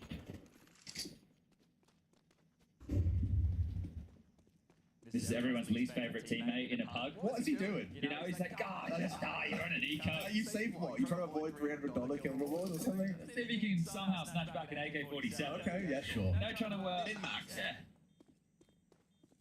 You do have to kill someone to get a gun, unfortunately. Oh, it's an injured. Of course. Well, hold up. No. Alright. Well, you tickled the bomb. Yeah. And you're out of there. He's got a little cheeky smile as well, just realising, well, that looks a bit silly. And he had a kit, you know, just $400 on the eco. You've never seen it coming before. Nico did stabilise. When I saw him tracking left like that, I did get a little concerned he was about to get a little double dinkaroo, but he gets 3, and his stat line recovers. Okay, so do we find ourselves into a change on the T-side core right now from Kixon? Remember, it was early on in the piece where they were trying to soften up the A side to force more CTs to have to be concerned about it. Been a lot more mid and B plays out of them ever since. But no, be heavy over towards B again. Nudges towards middle to throw the standard util. Lurk smoke on the site. Oh wow, look at him go. Kixon's just walked straight up. I've got a quick lurk smoke onto the site, but oh, you've lost Nico. He went asking questions of Cade. Good catch though from Tessa. Catches exit, switching to his smoke. And Kixon is forward just by flashing himself, an underhand flash. Gets him early access to the site. Tessa caught on the cross, that boost, unorthodox and unexpected. Very uncomfortable for the Falcons here. Monacy faked himself, so much smoke on the site, chaos. Imminent. Perfect free aim. He activates, it's a messy spray. Awkward now for Monacy and Magic. Oh, needed to hit that. Magic and Monacy putting this one across the line.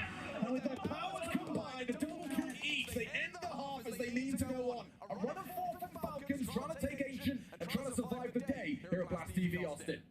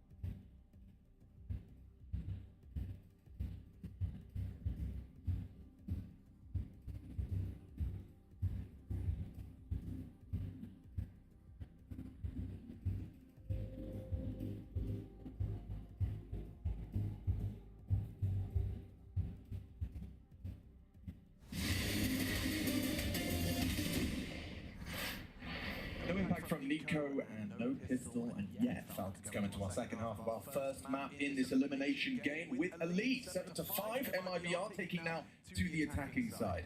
Lessons learned in that first half, Chad? Not impressed. It's been pretty pedestrian Counter-Strike across the board, I would say. Obviously, very high hopes for a team like Falcons in this event. You want to see them start hitting their stride. I think a positive is some nicer shots being hit out of Monacy. Yeah. Still some rounds that had to be pieced together late, but it's pretty default Counter-Strike, and I guess that's what Falcons are known for. Maybe why it only takes Gum 2 hours to prep for it. But here we go. Second pistol round, straight out the guts off the red smoke. A-main Biff. Renault not spotted. How many steps is he here? They've gone through red. This is why I call it the... Is it B split or into A? Has to be. Oh, yeah, A split. That's the kill from Monacy. That really limits their contributions now. They don't have that extra angle. Nico no longer feeling pressure as Monacy manages to relieve our exit on his head. Insani into the side for one back. Nice catch from Magic's on the way through. Opens up the rotation. Kickson not being noted. Hard shot to hit. He tracks the head. Gets the job done. Shaking his head as he pops two. You can understand it's the same thing we've been saying match after match. There it is. Finally, they won a pistol. A little bit of energy. Yeah, it's been a long time between drinks as far as pistols are concerned, but Matt just trying to bring a little bit of positivity to the situation. It's Monacy just lighting them up. But yeah, Kingston's shaking his head because if he gets that cleaner, he probably denies the plan. Right. So he's thinking from the in-game benefit. Yeah! Yeah. I mean, yeah, it's one of those where, you know... Oh, actually, yeah, we've got it up on screen. We can give you a quick reminder. Use code BLAST on Underdog for a chance to win some cash prizes. Didn't force off the back of the plan, Alex. They just got the hero AK, and A-main searching again, deep from the clock. All right, get out of there. We've seen enough.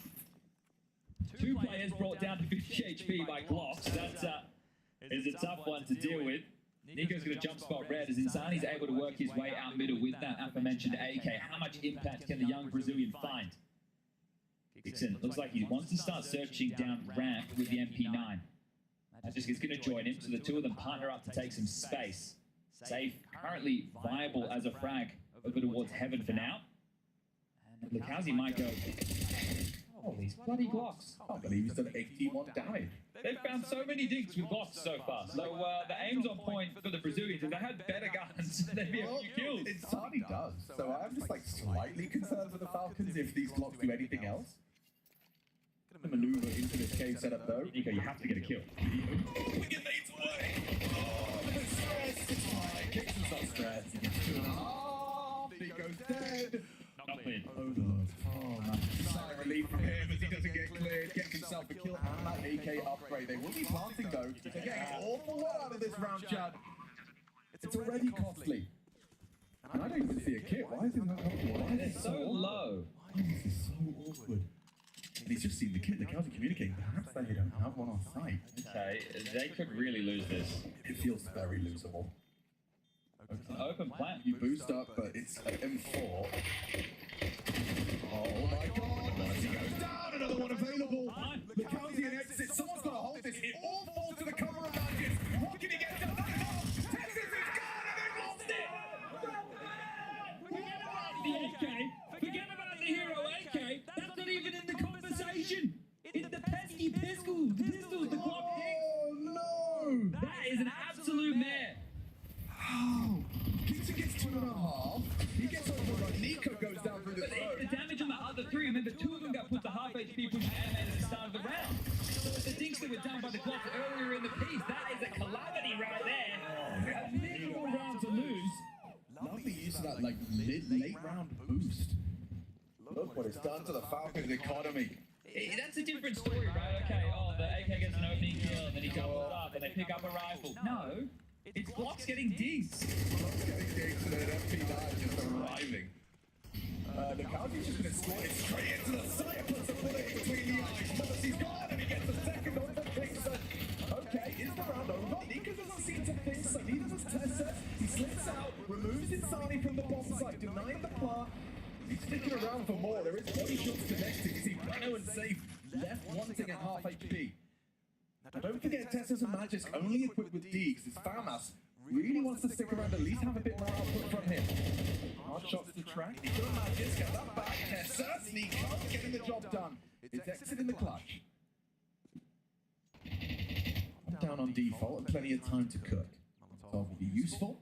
Tessus is cutting off at the pass, so he's pushed through Cave to come back around B lane. Nico's also departed. I don't love this from Nico, but Tessus, you love to see that. Spams him through the board, and he played that round to perfection. Tessus could have overpicked after he killed the bomb planter, but just drops it, stays alive, values his life, and ends up being the one to close the round in an unexpected fashion. So that's unfortunate for Exit there. We'll go back and forth. One was a hero AK with Glock, the other was a full force buy. I'm amazing with this on this start. Tess is definitely going to be MVP of that round. Such incredible impact, great shot, and the wall he's on his lineups. Perfect. Helpless there if you exit. What are you really meant to do in that situation? And to drop the ball on that one, so both teams have had a hard round to swallow. That'll put Falcons up to 9, a 3-round gap as second tactical timeout for MIBR has been called. I see another AK spun in the hands of Lakowski. He doesn't have head armor to go along with it. 1900 lost into the next, so they will have enough for a buy. They just want to make sure they continue to do damage to the CT finances before it gets too out of control, because we're only 3 rounds deep. Feels like we've had a lot of action for just 3 rounds in the second half. Yeah, definitely. This half's already got a very different flavor. Here's the problem. You can't rule them out of a round with 4 Glocks and an AK, even though I want to, because there should be no way to win, but they've already found one. Can they do it again? This one looks like it is going to have a tempered pace to it. No geographer, but I don't think lightning strikes twice. I don't even know if geographers deal with lightning. I don't think they do that at all. Meteorology? I think, yeah, that's probably more like it. I know meteorology. Unless, like, the geography of the world was something you'd study in terms of, like, storm patterns. Yeah. The frequency of thunderstorms and lightning in certain areas, but I'd say there might be some weather people out there. Back in the day, you'd call them a storm sage, probably. Probably. In a way. I am a storm sage. Trapped in odd day. That could be your alias for tonight. Pretty good, actually. I'm into it. That's one of the X-Men, I think. Yeah, it does sound like it. So this one has got a different approach. It's wait and then go, rushing into kicks him. So it's going out in time. Oh, spamming helplessly. And that's the power of a well-timed smoke, folks. Sometimes the simplest answer is the best one. Turns out you are a geographer after all. Lightning didn't strike twice. There's Dixon pushes down, finishes off the round. Double digits now for Falcons. How many different types of rock can you name? Sedimentary, that's all I've got. Granite. That is a rock, I think. Okay, well, we'll leave it there. Limestone. Let's have another. Oh, damn, sandstone. Okay, we win. Chat, keep going. Any more rocks? One's in chat if you love rocks. They're minerals. I jump pool? Pool? Is that what he said? I don't know where pool is. 5th floor. All right, well, could be an A-go.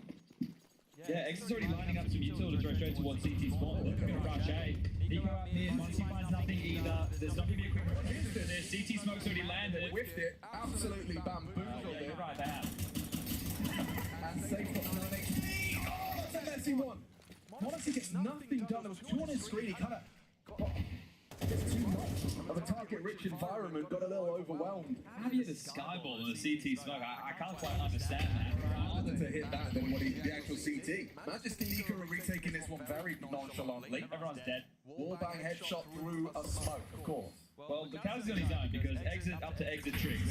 He's just lurking. So, Lakowski, you need a multi-kill, mate. Yeah, but the bomb is actually quite right on time. If he had got some output, maybe Exit's position could have been a bit of a late linchpin into the clutch.